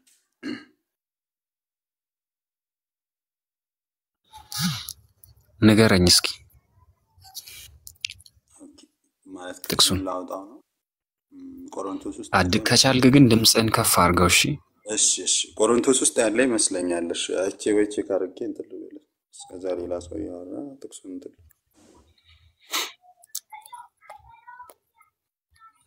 የምታመጣው ጥቅስ አሁን ከምናወራው ጋር ማተር ማድረግ አለበት እኮ ይላል። ያው አንዱን ከአንዱ ጋር ማለት ኖርማሊ ስለ እግዚአብሔር መንግስት መጀመሪያ ስለ እንትን እያወራ ጳውሎስ አጠጣ እንትና አጠጣ የሚያሳድገው እንትና እግዚአብሔር ነው እያለ ከዛ ፋይናሊ ደግሞ አንተን ከእንትና ምን እንትና የሚለውንም በትክክል ብትረዳ ብታነበው ብትነግረን። አሁን እንትና የሚባል መጽሐፍ ቅዱስ ላይ የለም። እና ብሩክዬ ያው ከይቅርታ ጋር ኒው ድምጽህን በሎሳስ አታርገው። ቅድም ከኢዮብ ጋር ስታወራ ስለእመቤታችን ቅድስት ድንግል ማርያም ስታወራ ከፍ አርገ ልክ መጽሐፍ ቅዱሳዊ ሐሳብ ስትጠየቅ ጳውሎስ ተከለ እንትና ጠጣ እንትና ከጠጣ በኋላ ያልክ ዝቅ አትበል። ሎሳሱን ትተው ከፍ አርገው ብትነግረን እንትናንም ብናቀው በዚህ አጋጣሚ። እሺ አንድ ደቂቃ ምናምን ከሰጣችሁ ይችላል። እስከዛ ጊዜ እንዳልፈጅባችሁ ብዬ ችግር የለውም እኮ ሐሳብን ስለተረዳሁት እኔ ክፍሉን አሁን በተጠቀሰ የመጽሐፍ ቅዱስ ጥቅስ ራሱ የሉቃስ ወንጌል ላይ ራሱ እኮ እዛው ማስረዳት እንችላለን። ለምሳሌ ሁሉም የተቀበለው ክርስቲያን የተቀበለው ጸጋ አንድ ነው፣ ምንም የጎደለበት ነገር የለም። ስለዚህ እንዴት ነው ልንለያይ የምንችለው አንድ ነን የሚል ሐሳብ ለማስቀመጥ ነውና አሁን ራሱ የጠቀሱት የሉቃስ ወንጌል ጥቅስ ላይ ትውልድ ሁሉ ብጽዕት ይልኛል ብላ ስትናገር ከማርያም በስተቀር ማንም እንደዚህ ብሎ የተናገረ የለም። ወጥቷል ከኛ ምንም አይነት ወጥቷል እንደ እሺ ወጣው አይ በቃ ወጥቷል ራሱ። እስቲ ፋይል ነው የሚለው ከይቅርታ ጋር ፋይል ነው ፌል ነው የሚለው? ሰላም ብያለሁ። ፊላ ነው ፊላ። ሰላም እንዴት ናችሁ? እግዚአብሔር ይመስገን። ወንድም አለም ከየት ቤተ እምነት? ከወንጌላውያን። ያው አሁን በርግጥ ወንጌላውያን ከፊት እንኳን ኦርቶዶክስ ተዋህዶ ቤተ እምነት ተከታይ ነበርኩ። መልካም። ወንጌላውያን ከሆንክ ስንት ዓመት ሞላ? ወደ 1 ዓመት አካባቢ እየሆነ ነው። 1 ዓመት ሞልቷል። መልካም። ወንጌላውያን የቸርች ነህ? መሰረተ ክርስቶስ ነኝ። መሰረተ ክርስቶስ። እስኪ ኢዮባ 1 ዓመቱ ነው ኦርቶዶክስ ወንጌላውያን ከሆነ አሁን መሰረተ ክርስቶስ ነው። አውራው እስኪ ኢዮባ ምን መሰለህ ተመስገን በርግጥ እየሰማችሁ ነበር። ቆይ አንድ ጊዜ አይደለም አይ ልል የፈለኩት የጠራሁት ኢዮብን ነው። ኢዮብ እኮ ከሌለ እኮ እባክህ ወንድሜ ኢዮብን ጠርቼው ኢዮብ ከሌለ ከሌላ ሰው ጋር እናወራለን አንድ ጊዜ። እኔ ብዙ ጥያቄዎች አሉኝ ግን ትንሽ ይቆጣል እንጂ አብሽር ይቆጣል። በነገራችን ላይ ተሙ አንዴ የሆነ ስራ ይዤ ነው። እሺ መጠየቅ የምፈልገውን ገብቷል ብሩኬ። 1 ዓመቱ ነው ጴንጤ ከሆነ እስኪ ጠይቀው እስኪ። እሺ መሰረተ ክርስቶስ ነው አይደል ያልከው? ያ መሰረተ ክርስቶስ የምታምነው እምነት የሐዋርያትና ከሐዋርያት በኋላ ወይም ደግሞ በታሪክ ውስጥ የሚታመን እምነት ነው አይደለ ብለህ ነው የምታምነው? አይ ቲንክ በሂስትሪ ውስጥ ያለ ነው ብለህ ታምናለህ? ያ እሺ በሳክራመንት ላይ ያላችሁ አቋም ለምሳሌ ቅዱስ ቁርባን የጌታ ስጋና ደም የዘላለም ሕይወትን ይሰጣል ብላችሁ ታምናላችሁ? ምን አልከኝ ወንድሜ? ቅዱስ ቁርባን የዘላለም ሕይወትን ይሰጣል ወይም ደግሞ ለድነት አስፈላጊ ነው ብላችሁ ታምናላችሁ ወይ? አዎ ማለት ስለ ምስጋና መሰለኝ ስለ ክብር እያወራችሁ መሰለኝ በዛ ቶፒክ ዙሪያ ነበር የሆነች ሐሳብ አይደል? አንዴ አይ እሱ ጥያቄ ተጠይቆ ነው እንጂ ነው የትኛውን ጴንጤ መጥቶት የተለያዩ ጥያቄዎች ይነሳሉ፣ እነዛን ጥያቄዎች ይመልሳል። ሶ ታምናላችሁ ማለት ነው አይደለ? ያ አዎ ሰገኔ መላ ደሜ ተዘላለ ለፈለ ይላል መጽሐፍ ሲል። እሺ በሶላ ስክሪፕቸራ ታምናለህ? ያ ይሄም ደግሞ በሂስትሪ ውስጥ ያለ ነው። አዎ ያ በሶላ ስክሪፕቸር ያ እሺ ጥያቄ ምንድነው? ሶላ ስክሪፕቸራ ብሎ ያስተማረ ከ1ኛው ሴንቸሪ እስከ 4ኛው ኦር እስከ 5ኛው ሴንቸሪ ድረስ የነበሩ ክርስቲያኖች ዘንድ አሳየኝ። አሁን ነግሬያለሁ። እኔ በፊት ኦርቶዶክስ ተዋህዶ ነበርኩ። አሁን ወደ ጌታ ወይ ደግሞ ወደ ወንጌላውያን የመጣው ነኝ። እንዲህ ረጅም ስቶሪካል ነገር ልትጠይቀኝ ትችላለህ፣ ግን ስለ ስጋና ደም ያለውን ነገር ግልጽ አድርገህ ብትጠይቀኝ አይሻልም? ማለት ዲቴል እንዲህ ከሚሆን ይሄ ማለት በዚህ ዙሪያ ምን ታምናለህ ብትለኝ፣ ለምሳሌ ወንድሜን ቅድም ስጠይቀው ክብር የሚገባው ለማን ነው ጠይቀን እኔ ማውቀው እንጂ አንተ አትመርጥልኝም። አንዴ ቅዱስ ቁርባን ላይ ጠየቅኩህ እኔ ስፔሲፊካሊ ምን ታምናለህ ወይም ደግሞ በመሰረተ ክርስቶስ ላይ ያለህን እምነት ለማወቅ እንጂ ቅዱስ ቁርባን ላይ ዲቴል ለመግባት አይደለም። እዛ ላይ መልሰህልኛል፣ ለዘላለም ሕይወት ያስፈልጋል ብለህ ጠይቀኛል፣ መልሰህልኛል፣ እሱን አውቄያለሁ። ግን የመሰረተ ክርስቶስ እምነት ጀነራሊ በታሪካዊ ክርስትና ውስጥ ያለ ነው ብዬ ስጠይቅህ አዋልክና ፎር ኤግዛምፕል ሶላ ስክሪፕቹራ በዚህ ሂስትሪ ውስጥ ማሳየት ትችላለህ ወይ?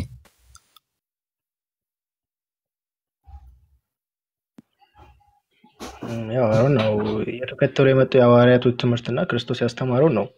ለኔም ያስተማሩኝ የነበረው መጽሐፍ ቅዱሳዊ ትምህርቶችን ነው። ጌታችን አምላካችን መድኃኒታችን ሶላ ስክሪፕቹራ የሚለውን ትምህርት ማሳየት ትችላለሽ? አሁን ሌላ አሳይ አልችልም። እሺ አሁን ላይ ማሳየት አትችልም። ሌላው የቅዱሳን ምልጃ፣ ለምሳሌ የቅዱሳን ምልጃ ትቀበላላችሁ?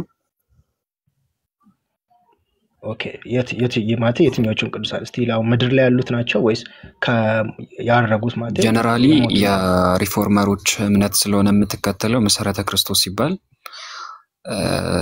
ሪፎርም እናርግ ብሎ የተነሱ ሰዎችን እምነት ስለሆነ እየተከተልክ ያለው የእነሱን እምነት ነው የምጠይቀው።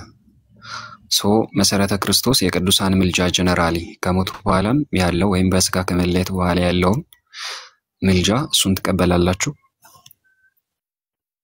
አልቀበልም።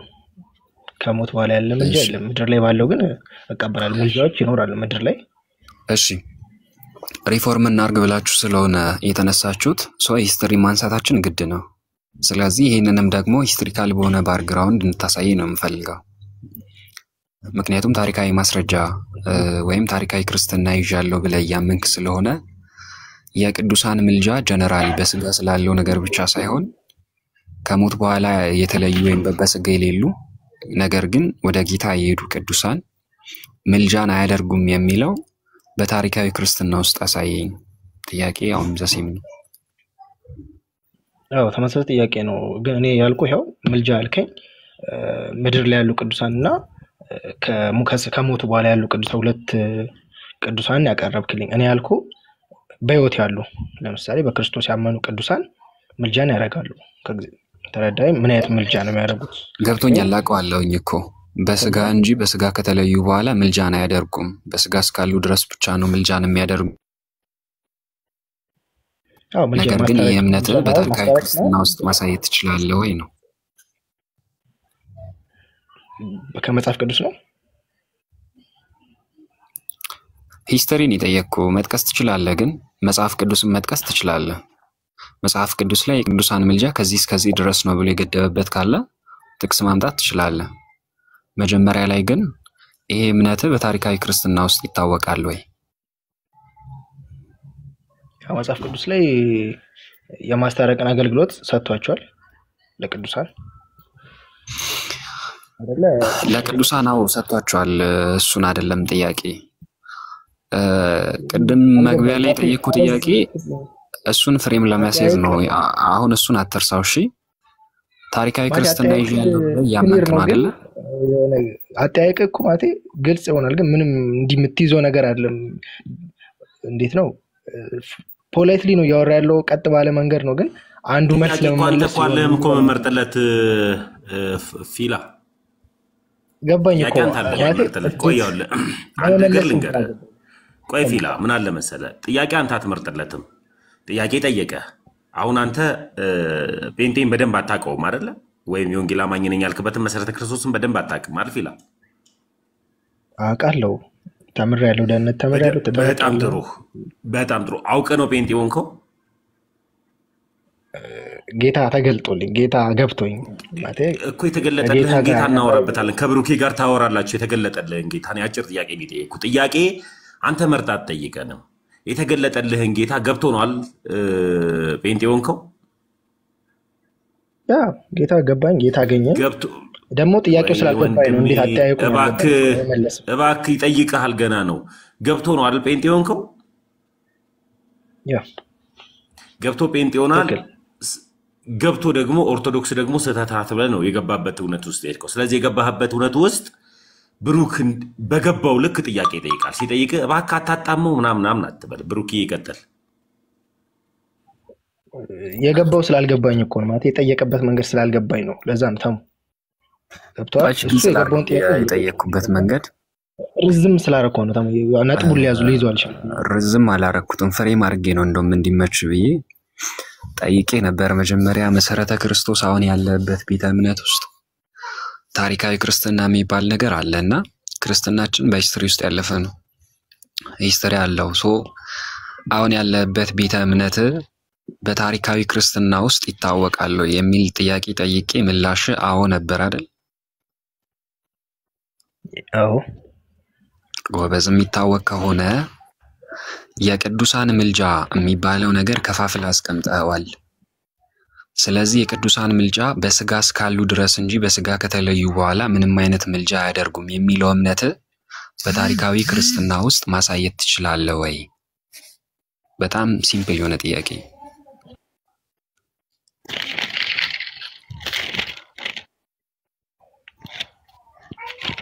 ኦኬ። ስለ ምልጃ ማለት ማስታረቅ የሚለው ሐሳብ ማለት ነው። እሺ ነው ችግር የለም። የተለያዩ ወርዶች ዲፊኒሽን እንድሰጠኝ አይደለም። እኔ ዲክሽነሪ ያለ እኮ እሱ ኖርማል ነው።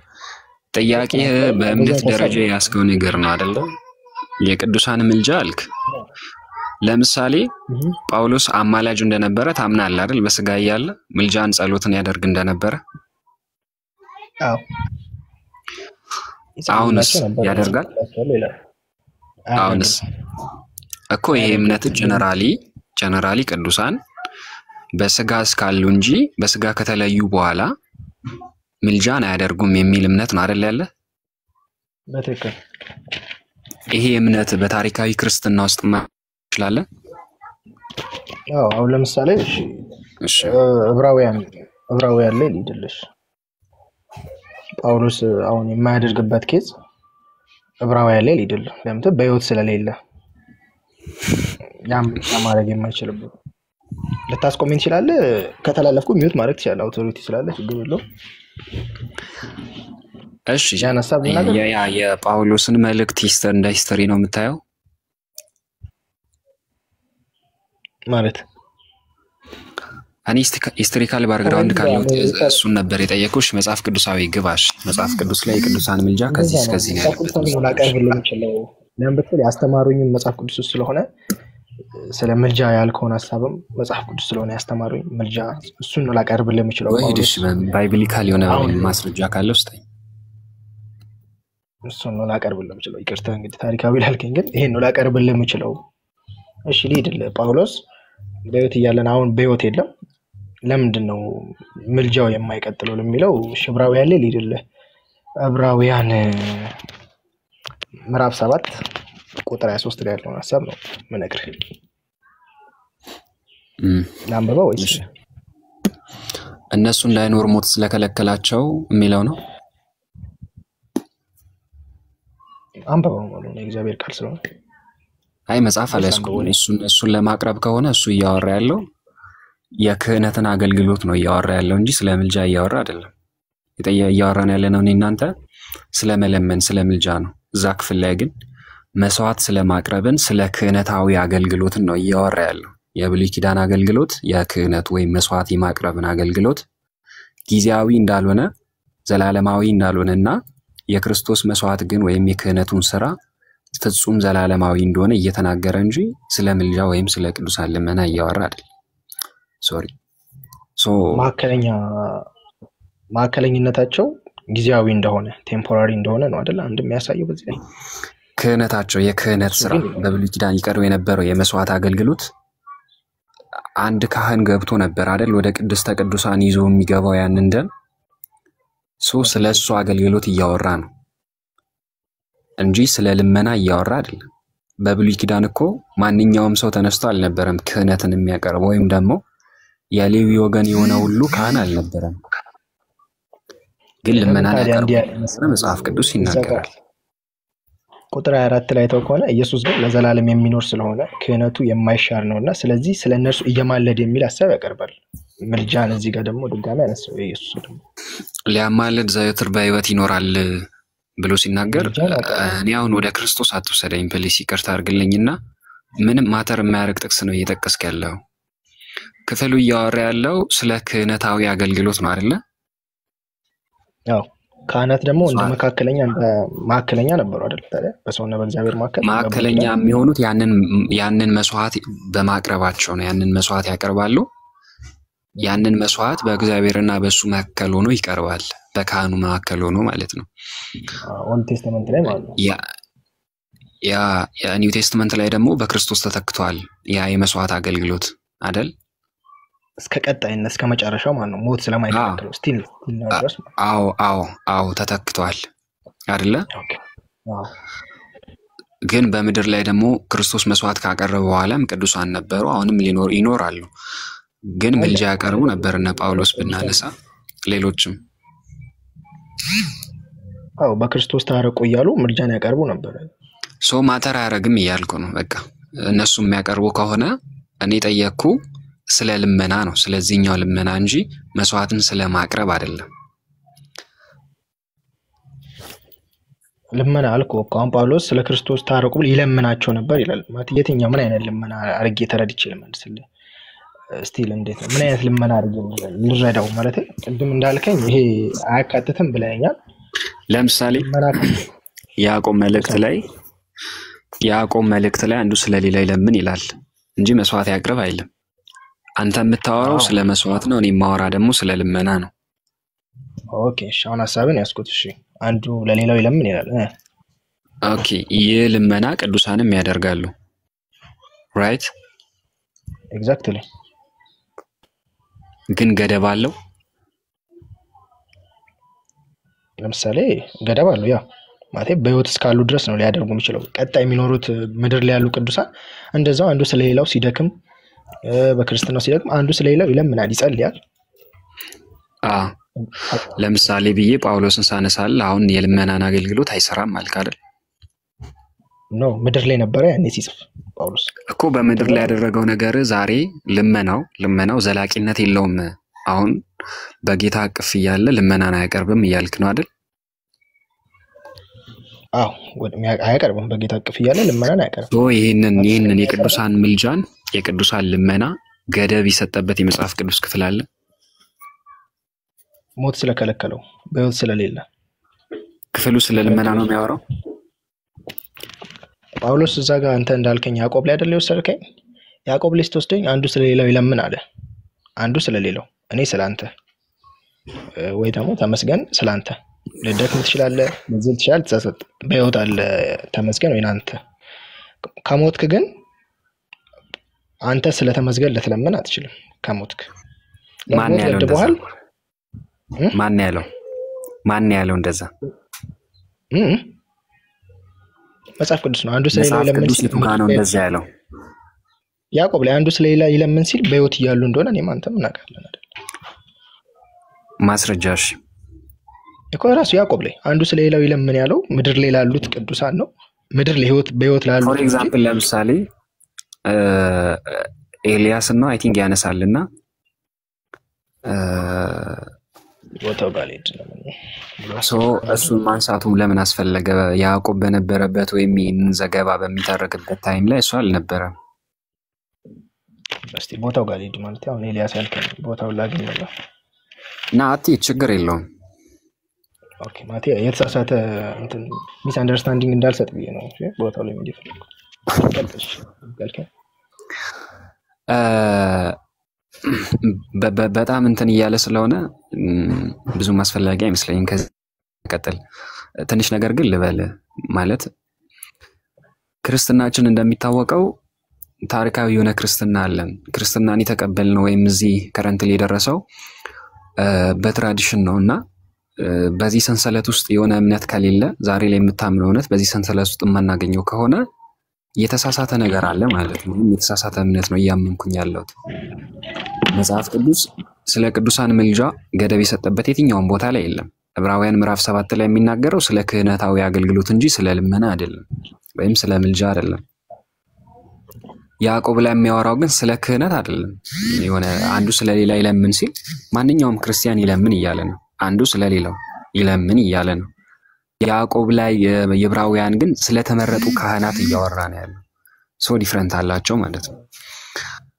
ግን መጽሐፍ ነው ማለት አመቴ ነው። እኔ አሁን አመት አካባቢ ሆነኛል። ምልጃው ለምንድን ነው ማለት እስቲ ተሳሳትኩኝ ልበልና እንደው ቅዱሳን ይማልዳሉ የሚለውን ያንተን ሐሳብ እንደው አክሰፕት አደረኩኝ እንበል እና ምን አይነት ማለት ስለምንድን ነው ሊማልዱ የሚችል ማለት የኔን ኃጢአት የኔን በደል ተቀብሎ ለእግዚአብሔር እንደ ማዕከለኛ ነው የሚሆኑልኝ? እንደዛ ነው የምትለኝ? እንደዛ አትረዳው። አንደኛ እግዚአብሔር ደስ የሚያሰኘው ነገር ስለሆነ ነው ይሄ ነገር። አይ እንዴት ነው ማለት አሁን ለምሳሌ አማላጅ ከሆኑ እንዳልከው ማዕከለኛ ከሆኑ እኔ ሚስ አድርጌ ቢሆንም እነሱ ማዕከለኛ ከሆኑ እኔ በደሌን ጥፋቴን እንደው ምስጋናዬንም ቢሆን ጀስት ለነሱ ሰጥቼ እነሱ ከዛን ለአምላክ ነው የሚያቀርቡልኝ። እንደዛ አይነት ነው ምልጃ ያልከኝ? እሱን ምልጃ እሱን ሐሳብ ነው ሌላ እዛው ያዕቆብ መልእክት ላይ ወስደህና በል ለምሳሌ ክርስቶስ ኢየሱስ ለኃጢአታችን ማዕከለኛ ሆኖ ለዘላለም ይኖራል። የኃጢአታችን ማስተሰሪያ እርሱ ስለሆነ ማለት ነው። ከዚያ አኳያ አይደለም የቅዱሳንን ምልጃ ወይም የቅዱሳን ልመና ከዚያ አንጻር እያልን አይደለም። ኦኬ ያዕቆብ ላይ ለምሳሌ አንዱ ስለሌላው ይጸልይ ካለ በኋላ እንደው ኃጢአትም ሰርቶ እንደሆነ ይሰረይለታል የሚል ነገር አለ አይደለ? ቦታው ላይ ልሂድ። ያዕቆብ ምዕራፍ ስንት ላይ ነው? አሁን ያልከኝ መስጠት ማለት ምዕራፍ 5 ላይ ዋሰከን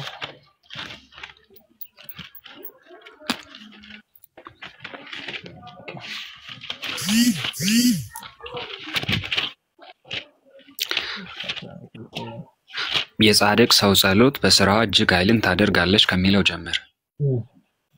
ያ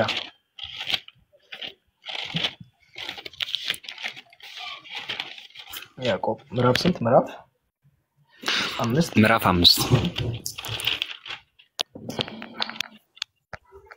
ቁጥር ስንት ላይ ነው ያልከኝ? ሰለም ነበሩ ከቁጥር 13 ላይ ነው።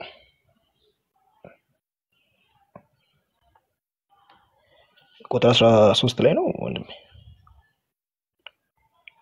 ወጥቷል መሰለኝ።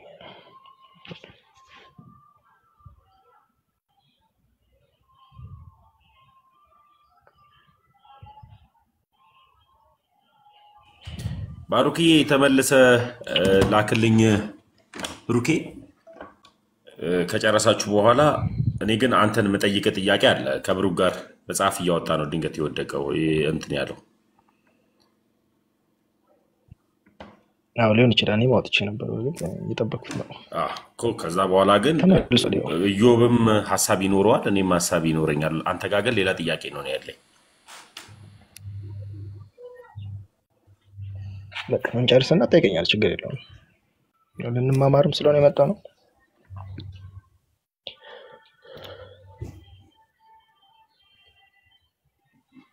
እሺ አለው አይደል? አሁን እየሰማኝ ከሆነ ሐዋርያው ያዕቆብ በደንብ ይሰማኛል ድምጽ ይገባ ስለ አማኞች ጸሎት ወይም ስለ እምነት ጸሎት ሲናገር ከቁጥር 15 ጀምሬ ላንበብና የእምነት ጸሎት ይላል። በእምነት የሚደረግ ጸሎት ማለት ነው። ድውዩን ያድናል፣ ጌታም ያስነሳዋል ይላል። ኃጢአትም ሰርቶ እንደሆነ ይሰረይለታል ይላል። አደ ምንድነው ይላል? የእምነት ጸሎት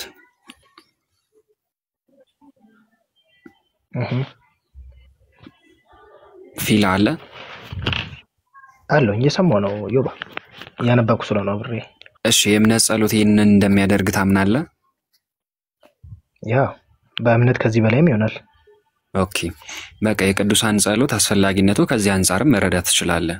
በጣም ሲምፕል። ይቀጥልና እርስ በርሳችሁ በኃጢአታችሁ ተናዘዙ ትፈወሱም ዘንድ እያንዳንዱ ስለሌለው ይጸልይ።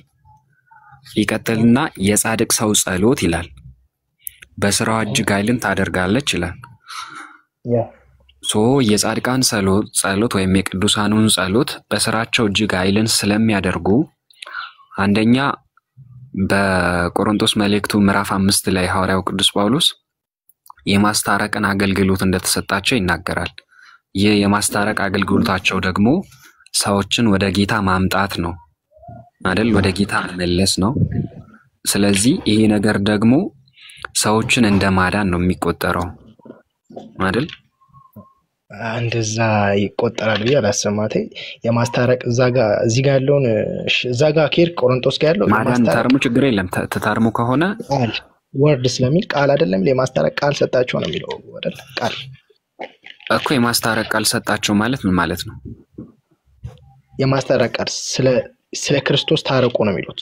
ተረዳኸኝ እኮ ሰዎችን ወደ ክርስቶስ የመመለስ ሂደት ነው። ስለሱ ነው አይደል የሚያወራው? አዎ በትክክል ሰዎችን ወደ ክርስቶስ መመለስ ይሄ የምልጃ ወይም የማስታረቅ አገልግሎት እንደሆነ ከተረዳ የቅዱሳኑ ጸሎት አስፈላጊነቱ ብለህ አይደል የጠየቀኝ? ይህን አክሰፕት ካረኩኝ ምንድን ነው የሚያስፈልገው? አስፈላጊነቱ ምንድን ነው ስትለኝ ይህንን ነው አስፈላጊነቱ። ሰዎችን ወደ በቤተክርስቲያን ውስጥ እንዲኖሩ የማድረግና ሰዎች ሁልጊዜም በጌታ ላይፍ ውስጥ እንዲመላለሱ ወደ ጌታ እንዲመጡ ያደርጋል።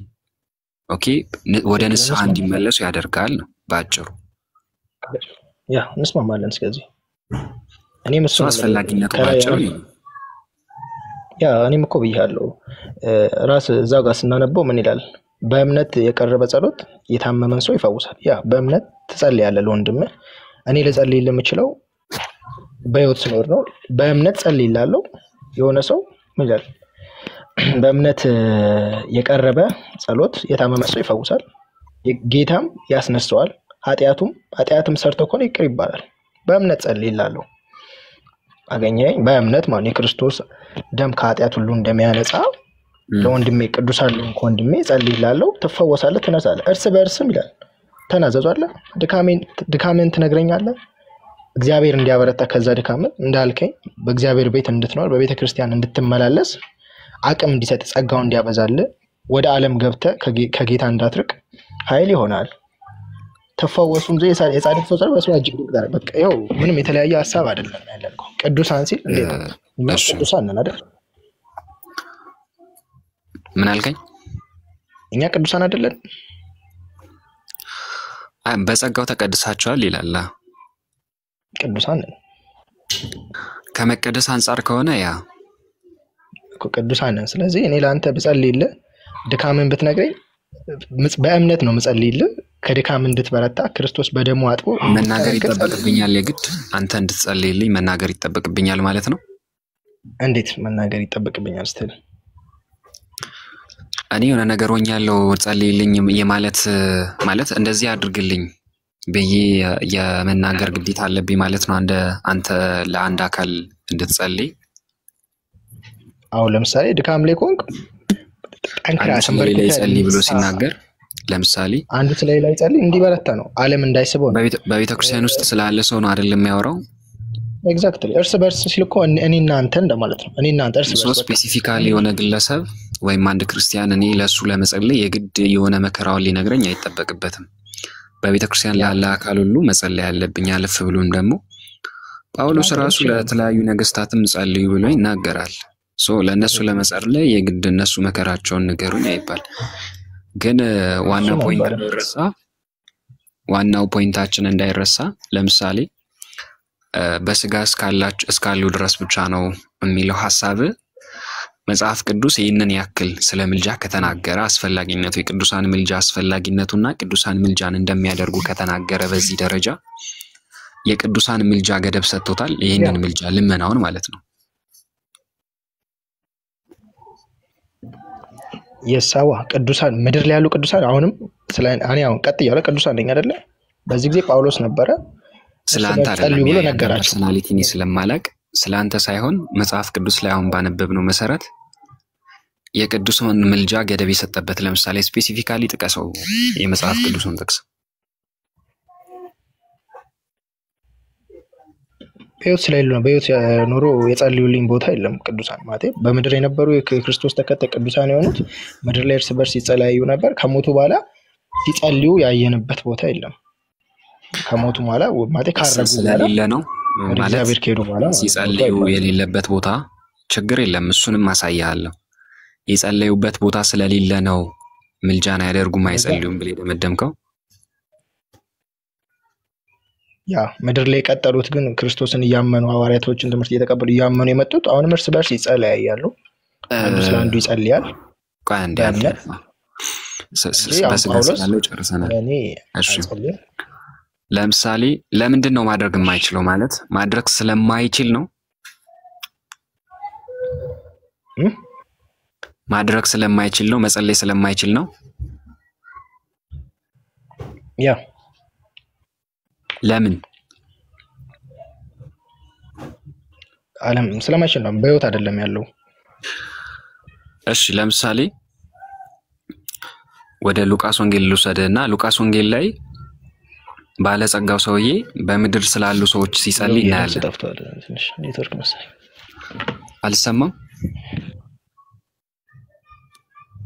ምን አልከኝ? ትንሽ ወደ ኋላ መሀል ላይ ትንሽ ተቋርጦ መለስ ብላ አንድ 10 ሰከንድ ወደ ኋላ እንትን በልና ሉቃስ ወንጌል ላይ ባለጸጋው ሰውዬ እና የአልዓዛርን ታሪክ ታውቀዋለህ?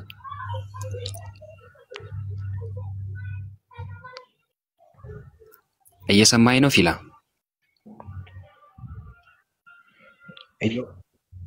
ድምጽ እንዴት ነው? ክራክ ያደርጋል ማለት አዎ፣ ክራክ ያደርጋል። ይሰማል። ለኛ ጥርት ብሎ የሚሰማው የብሩክ ያንተ የሆነ ሰዓት የሆነ ነገር ልትነግረኝ ብለህ ይሰማል። ሜቢ ኔትወርክ ይሆናል። ነኝ ጋሽ ይቅርታ በጣም ቆይ። እሺ ይገባ። ትንሽ 10 ሰከንድ ማለት 10 ሰከንድ ወደ ኋላ ብለህ አለው ወረክ ነው ይሰማል። እሺ ሉቃስ ወንጌል ምዕራፍ 22 ላይ ከቁጥር ምዕራፍ 16 ከቁጥር 24 ላይ እንደዚህ ይላል። እርሱም እየጮኸ ባለጠጋው ሰውዬ ማለት ነው 16:24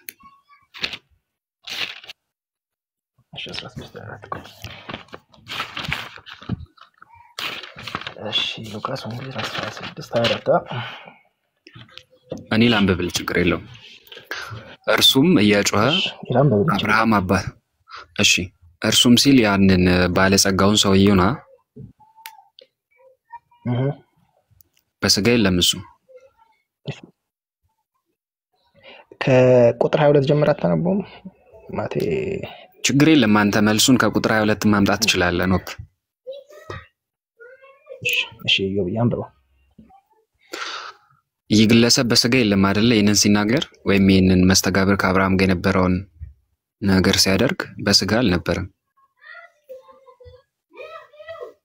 ያ እሺ በስጋ የሌለው ሰው አንዴ እንደዚህ ይላል። በስጋ የሌለው ሰው ቅድም ምን ብሎናል? መያዝ ያለባችሁ ከታች ያላችሁ በስጋ የተለየ ሰው በስጋ የሌለ ሰው ጸሎት ማድረግ አይችልም በስጋ ስለሌለ። ምክንያቱም በስጋ የሌለ ሰው የማድረግ ችሎታ የለው የሚል አይነት ነገርን ነግሮናል። እዚህ ጋር ስናነብ አብርሃም አባት ሆይ ማረኝ በዚህም ነበልባል እሰቃያለሁና ይላል። ማረኝ ብሎ ሲናገር እየተማጸነ ነው አይደለ?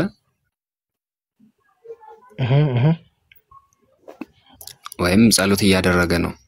እንዲማር ምሕረት እንዲደረግለት እየለመነ ነው።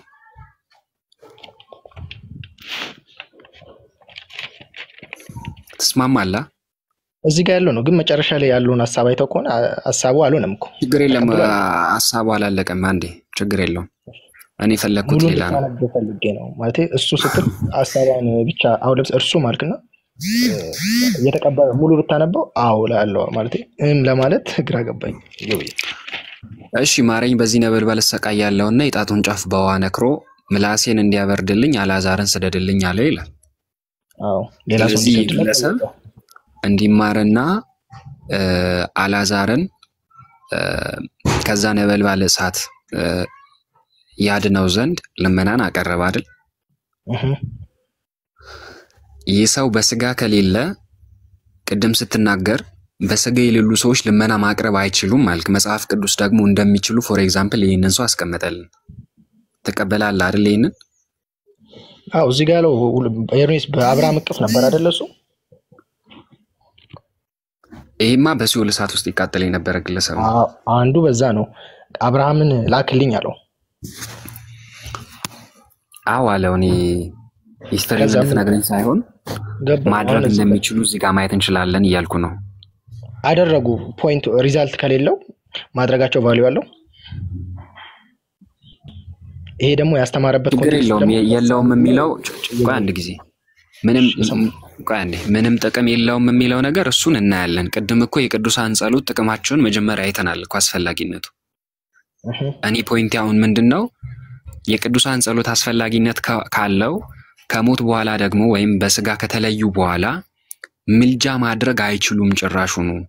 ምክንያቱም ስጋ ስለሌላቸው ወይም በስጋ ስለሌሉ አልክ። እንደዛ ከሆነ ይህ ሰው በስጋ የለም አይደለ? በስጋ ከሌለ እንዴት ነው ጸሎት ሊያደርግ የቻለው? ኦኬ ላይ ተኮነ ያሳቡ እንዴት ነው እንደ ምናው ያገላለጽ ነው የተጻፈው? ምን አይነት አገላለጽ ልበልህ? ይሄ ሰዋዊ አገላለጽ ነው አይደለ የጠቀሰው? ምን ሜታፎሪክ ነው ለማለት ነው? አዎ እንደዛ አይነት አገላለጽ ነው። እስቲ ከየት እንጀምር? ሀብታሙ ሰውዬና ላዛር ከቁጥር 19 ጀምሮ ኦርደር ጸሎት ማድረጉ ሜታፎሪክ ነው። አንዴ ችግር የለውም። ጸሎት ማድረጉ ሜታፎሪክ ነው። እሺ እኔ ስመልስ አንብቤ ልመልስ እንደዛ ስላልከኝ አንተ አንብቤ ሙሉውን ትመልሳለህ ስለዚህ እንደዛ አንብቤ ልመልስ መልስ። እሺ ከዛ ኦኬ ሙሉ ሐሳቡን ለመያዝ እንትን ይለኛል። እሺ ወይት ቁጥር 19 ጋር ልሂድ እዛው ምዕራፍ 16 ላይ። እሺ ደግሞም ኢየሱስ እንዲህ አለ፣ ሐምራዊ ቀጭን በፍታ የለበሰ በቀኑም በደብረ ደስታ የሚኖር አንድ ሀብታም ሰው ነበረ። አንጻሩም መላ ሰውነቱ በቁስል የተወረደ አንድ አላዛር የሚባል ድሃ ነበረ። አላዛር የሚባል ሰው አለ በቁስል የተወረደ ማለት ነው። ከዚህ ሀብታም ሰው ደጃፍ ይተኛ ነበር። ከሀብታሙ ደጃፍ ይተኛ አላዛር ማለት ነው። ሀብታሙ ሰው ማዕድ የወደቀውን ፍርፋሪ እንኳን ሊመገብ ይመኝ ነበረ። ውሾችም ብቻ ጸሎቱን ሜታፎሪክ ነው ማብራራቱ ብዙ ሰዓት ስለሚወስድብን ሙሉ ታሪኩን እንድናወራ ሳይሆን ሙሉ ታሪኩ የሚናገረው ባጭሩ በመድር ላይ ስላደረጉት ነገር እያነሳ ያወራል ባጭሩ። ከዛ ከሞት በኋላ ይሄ ሰው ደግሞ በሲኦል እሳት ውስጥ እየተቃጠለ እንደሆነ አላዛር ደግሞ በአብርሃም እቅፍ ውስጥ እንዳለ ከዛ ይህ ሰው ደግሞ በሲኦል እሳት ውስጥ እየተቃጠለ ያለ ልመናን እንዳደረገ ይናገራል አይደል? ስለዚህ ሰው ከሞት በኋላ ስጋ ቦዲ የሚባለው ነገር ለመጸለይ እንደማይገድበው ማየት እንችላለን አይደል? በዚህ በመጽሐፍ ላይ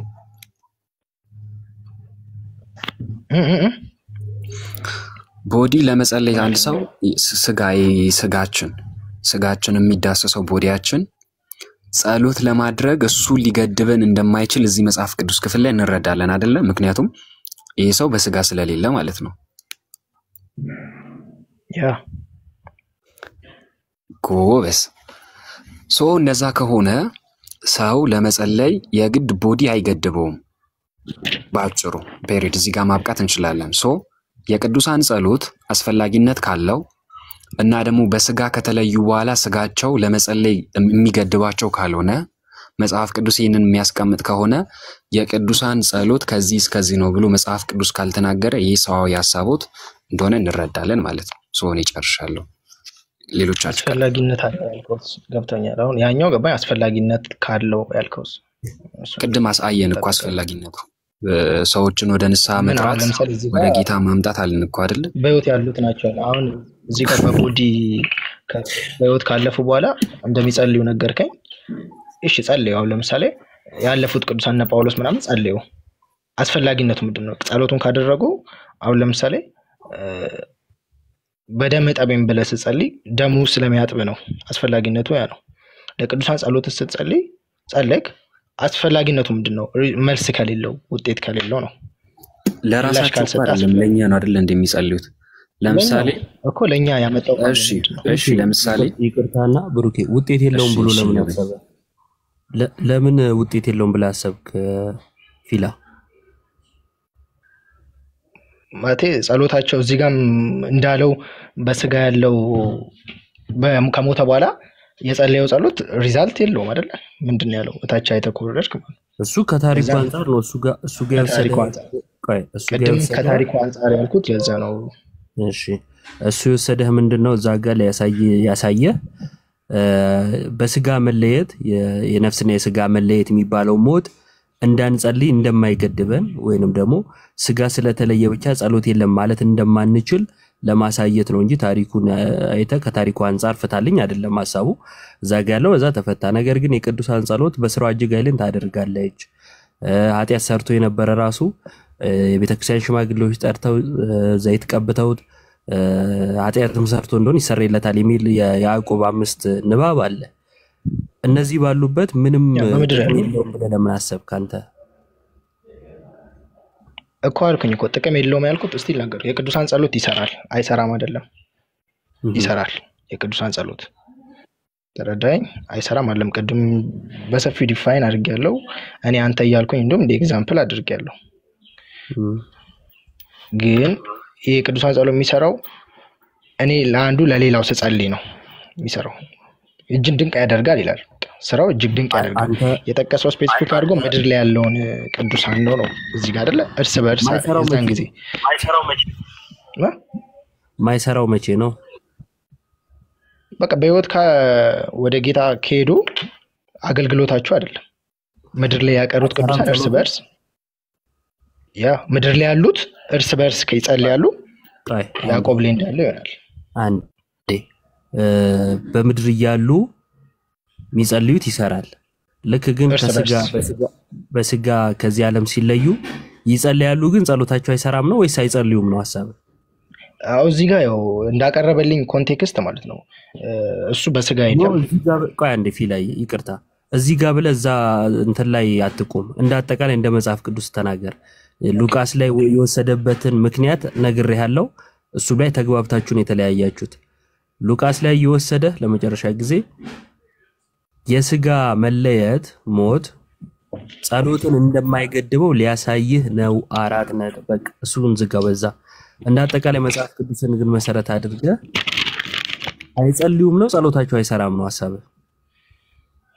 አይጸልዩም ማለት እዛው ነው። ስለኛ ሊጸልዩ አይችሉም። ማን ያለው? ስለሌለ ነው። ባይብል ማለት ስለኛ የሚጸልይ የለም ማለት እርስ በርስ ቅዱሳን ይጸልያሉ። አንዱ ስለሌላው ይጸልያል፣ ይተናነጻል፣ በቤተክርስቲያን እንዲቀጥል ይደረጋል። እኔ ካለፈኝ በኋላ ደግሞ አንዴ በመጽሐፍ ቅዱስ ላይ ወደ ሰማይ ከሄዱ በኋላ ወይም በስጋ ከዚህ ከተለዩ በኋላ አይጸልዩም የሚል ጥቅስ አለ? አኪ ያለው ተዛሪ ስላሴ የሚል አለ እንደሚለው ነው። ኮንቴክስቱ እኮ ቅድም እንዳልኩ ምን አመጣው? ሚካኤልዬ ምን አልኩ? ምድር ላይ ያዕቆብ ላይ ያለውን ሐሳብ ላይ ታውጣ እርስ በርስ ይላል። ቅዱሳን እርስ በርስ ምን አልከኝ? ጥያቄም ነበር። ምንድን ነው የጠየቅኩ? በስጋ የሌሉ ቅዱሳን አይጸልዩም የሚለውን ሐሳብ የሚል ጥቅስ አለ ወይ? የሚል ጥቅስ አለ ወይ አይደል ያልኩ? አለ ወይስ የለም? ይጸልያል የሚል የለም። ከዛ ጸልየው ሪዛልት ያለው ጸሎት አለ የሚል የለም። አውዱ ቆይ አንዴ ወዳጄ፣ ይጸልያሉ አይጸልዩም የሚለውን እያወራን ነውና አይጸልዩም የሚል አለ ወይስ የለም ስልህ አለ ወይስ የለም የሚለውን የትኛውን መለስክልኝ? ምን አይነት ጸሎት ነው የሚጸልዩት? እሺ ዘሚካኤል ቀለል አድርገን እሺ ስለኛ ምን አይነት የሚለውን ቆይ አንዴ ምን አይነት የሚለውን መጣበታለን። ይጸልያሉ ወይስ አይጸልዩም? አይጸልዩም የሚል ጥቅስ ኖሮ ነው ወይንስ ደግሞ ከሌላ ሐሳብ ተነስተ ነው እንደዚህ ያመንከው? ኦኬ አይጸልዩም ያልኩበት ኬዝ አንደኛ በህይወት ስለሌሉ ነው። ጥቅስ አለው ያዕቆብ ላይ ያለውም መጀመሪያ ጥቅስ አለው ወይስ ያው በህይወት ያዕቆብ ላይ እርስ በርስ በህይወት ያለ ከሆነ ያው በህይወት የሌሉትን አይደለም እየተናገረ ያለው። ለዛ ነው በህይወት ተረዳኝ? ወዳጅ እኔ ምን አይነት አመለካከት አለኝ መሰለ አንድ ሰው የሆነ ነገር ሲቃረን የሚቃረንበት ምክንያት ሊኖረው ይገባል ለምሳሌ አልተጻፈም ከሆነ አንዱን መምረጥ አትችልም ዝም ነው ማለት የምትችለው ለምሳሌ ባንተ ሐሳብ እንሂድና በሰማይ ሆነው ይጸልያሉ የሚል የለም ካልክ አይጸልዩም የሚል ሳለው ይስል የለም ስለዚህ አይጸልዩምም ይጸልያሉም ካላለ አንተም ከሁለት አንዱን መምረጥ አይተበቀብህም ዝም ነው ማለት የሚኖርብህ ከሁለት አንዱን ከመረጥክ ግን እሺ ከሁለት አንዱን ከመረጥክ ግን ለመረጥከው ነገር ማስረጃ ማቅረብ አለብህ ግልጽ ነው ሐሳቤ ለምሳሌ አይጸልዩም ብለሃል ላለመጸለያቸው ማስረጃ ሊኖር ይገባል አይደለ ኦኬ ላለመጸለያቸው ማስረጃው እንደ ጸለዩ ስለሌለ ሊሆን አይችልም ኢዮብ ለምሳሌ መጽሐፍ ቅዱሳችን ላይ ወደ መንፈስ ቅዱስ የጸለዩ ሰዎች የሉ አሉ ወደ መንፈስ ቅዱስ የጸለዩ ሰዎችን አይታል በመጽሐፍ ቅዱስ ላይ ስፔሲፊክ እንዴት ማለት ዲፋይን ክሊር አድርግልኝ ወደ መንፈስ አብ እንደጸለዩት ወደ መንፈስ ቅዱስ ወይ ብለው የጸሉ አይታል መጽሐፍ ቅዱስ ላይ መንፈስ ቅዱስ ወይ ብለው ማቲ ክሊር አልሆነልኝም ማለት እግዚአብሔር ነው አብ እግዚአብሔር ወልም መንፈስ በጣም ግልጽ ነው ጌታ ኢየሱስ አንተ ብሎ ሰው እንደሚጸልየው ልክ እንዲሁ መንፈስ ቅዱስ ይቅር በለኝ የመሳሰሉትን ጸሎት የጸለየ አለ ወይ በመጽሐፍ ቅዱስ እስቲ ሮሜል ያለ ሐሳብ ከሱ ጋር ይገናኝ ያሉ ነው እስቲ ግን እስቲ ሮሜል ሊድ እስቲ ወደ መንፈስ ቅዱስ የጸለየ ነው ያልኩ እሺ ካለ አንተ እስቲ ስፔሲፊክ አድርገን እንትን አለህም ግን እኔ ጠየቅኩት ስፔሲፊክ ነው ኦኬ መንፈስ ቅዱስ ብዬ ነው የጠየቅኩት መንፈስ ቅዱስ ብለን እንደምታሳየኝ ተስፋ አደርጋለሁ ኦኬ እኔ ተስፋ አደርጋለሁ እንደማሳይ እሺ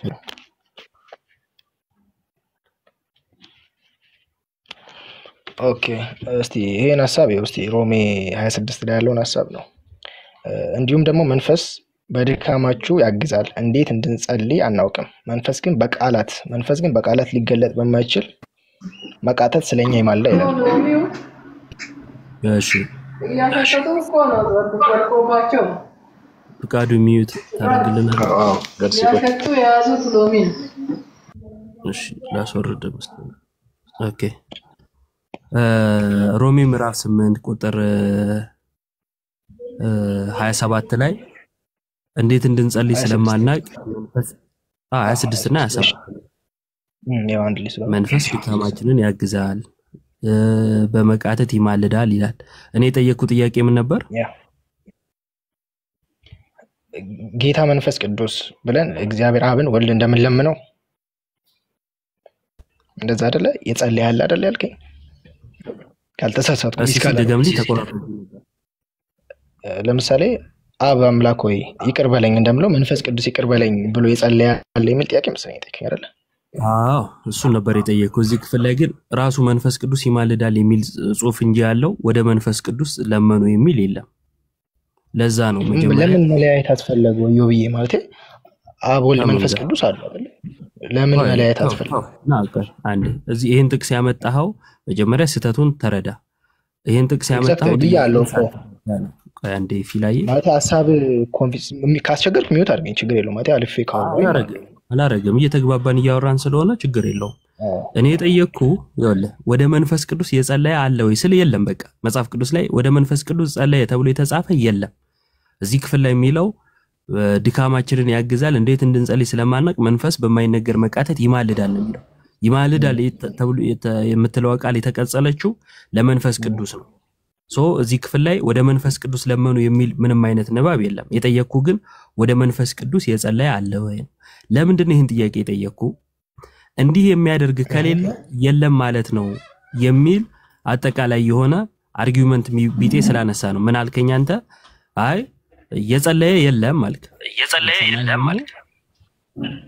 ምንድነው የሆነ ነገር እንትን እየደረበብኝ ነው። እሺ በሰማይ ሆኖ የጸለየ የለም ወይም ደግሞ አይጸልዩም ስላልተጻፈ ስትለኝ ካልተጻፈ እንዲህ የሚል ድምዳሜ ላይ እንሄዳለን የምትል ከሆነ ይሄው ወደ መንፈስ ቅዱስ የጸለየ አናገኝም። ግን ወደ መንፈስ ቅዱስ አይጸለይም ማለት ነው። ፊላ የጸለየ ስለሌለ ወደ መንፈስ ቅዱስ አይጸለይም እንላለን። መንፈስ ቅዱስ እግዚአብሔር እኮ ነው አይደል እንዴ? መንፈስ ቅዱስ እግዚአብሔር ነው።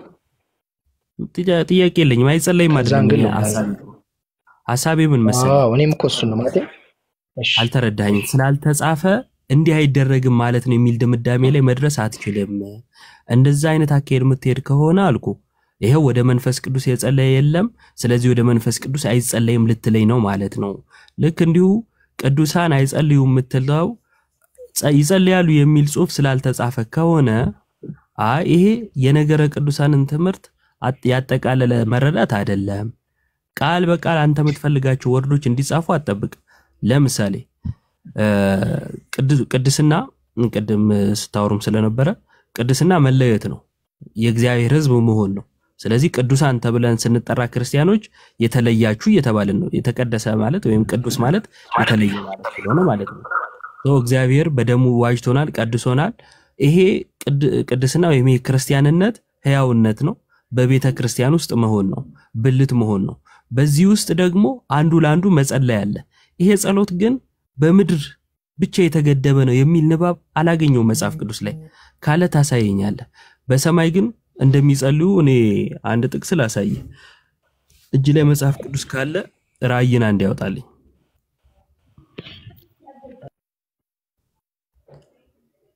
ራእይ ምዕራፍ 6 ላይ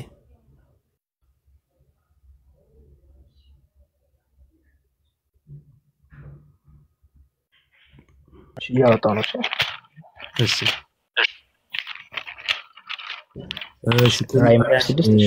እሺ አንተ እስክታወጣ ቁጥር 9 አካባቢ ላይ ፍቃዱ አንድ ኮሜንት ተጽፏል። እሱን መልስለት። የሞቱ ሰዎችን መጥራት ወደ እነርሱ መጸለይ ሙታን ሳቢነት ነው። ይህ ደግሞ እግዚአብሔር ይቃወመዋል አልክ። ጥቅስ አለ ለዚህ ጥቅስ ካለ ይሄው አስገባህና እናወራለን። የሞቱ ሰዎችን መጥራት ማለት ምን ማለት ነው? የመጀመሪያ እኛ ቅዱሳንን በጸሎታችን የምናስባቸው ስለኛ አሳስቡ ነው፣ ወደ አምላካቸው። እግዚአብሔር ወደኔ አታሳስቡ ብሎ ነው የሚቃወመው። እሺ ሁለተኛ የሞቱ የምትላቸው በምን መስፈርት ነው? ባለማመን መስፈርት ከሆነ ከጅምሩ እነሱ ክርስቲያን አይደለም ሊያማልዱ ይቅርና ያመኑትን ከሆነ የምታወራው ሕያዋን ተብለው እንጂ ሙታን ተብለው አይደለም የሚታወቁት። ሕያውነትን ማያምን ክርስቲያን ከጅምሩ የክርስቶስ ተቃዋሚ ነው። ምክንያቱም ክርስቶስ ዮሐንስ ወንጌል ምዕራፍ 11 ላይ በእኔ የሚያምን የዘላለም ሕይወት አለው ቢሞት እንኳን ያስነሳዋለሁ ነው ያለውና የክርስቶስ ተቃዋሚነት ነው ማለት ነው የዚህ ሐሳብ ባለቤት መሆን። እሺ ፊላ አወጣው? ምዕራፍ 6 ቁጥር 9 አካባቢ ላይ እስቲ አንብብልኝ።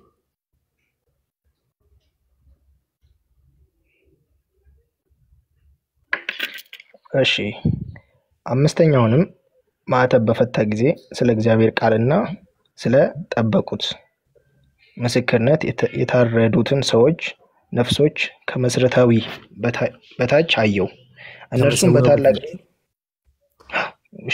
አምስተኛውንም ማዕተብ በፈታ ጊዜ ስለ እግዚአብሔር ቃልና ስለ ጠበቁት ምስክርነት የታረዱትን ሰዎች ነፍሶች ከመሰዊያው በታች አየው። እነርሱም በታላቅ ድምፅ ሁሉን የምትገዛ ቅዱስና እውነተኛ ጌታ ሆይ እስከ መቼ አትፈርድም?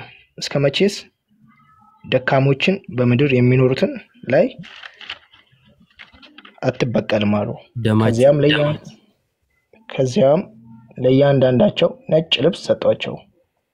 ወደፊት እንደነርሱም የሚጋደሉ የአገልጋይ ባልንጀሮቻቸውን ወንድሞቻቸውን ቁጥር እስኪሞላ ድረስ ጥቂት ጊዜ እንዲታገሱ ነገሯቸው። ልቀጥል? አይ በቂ ነው።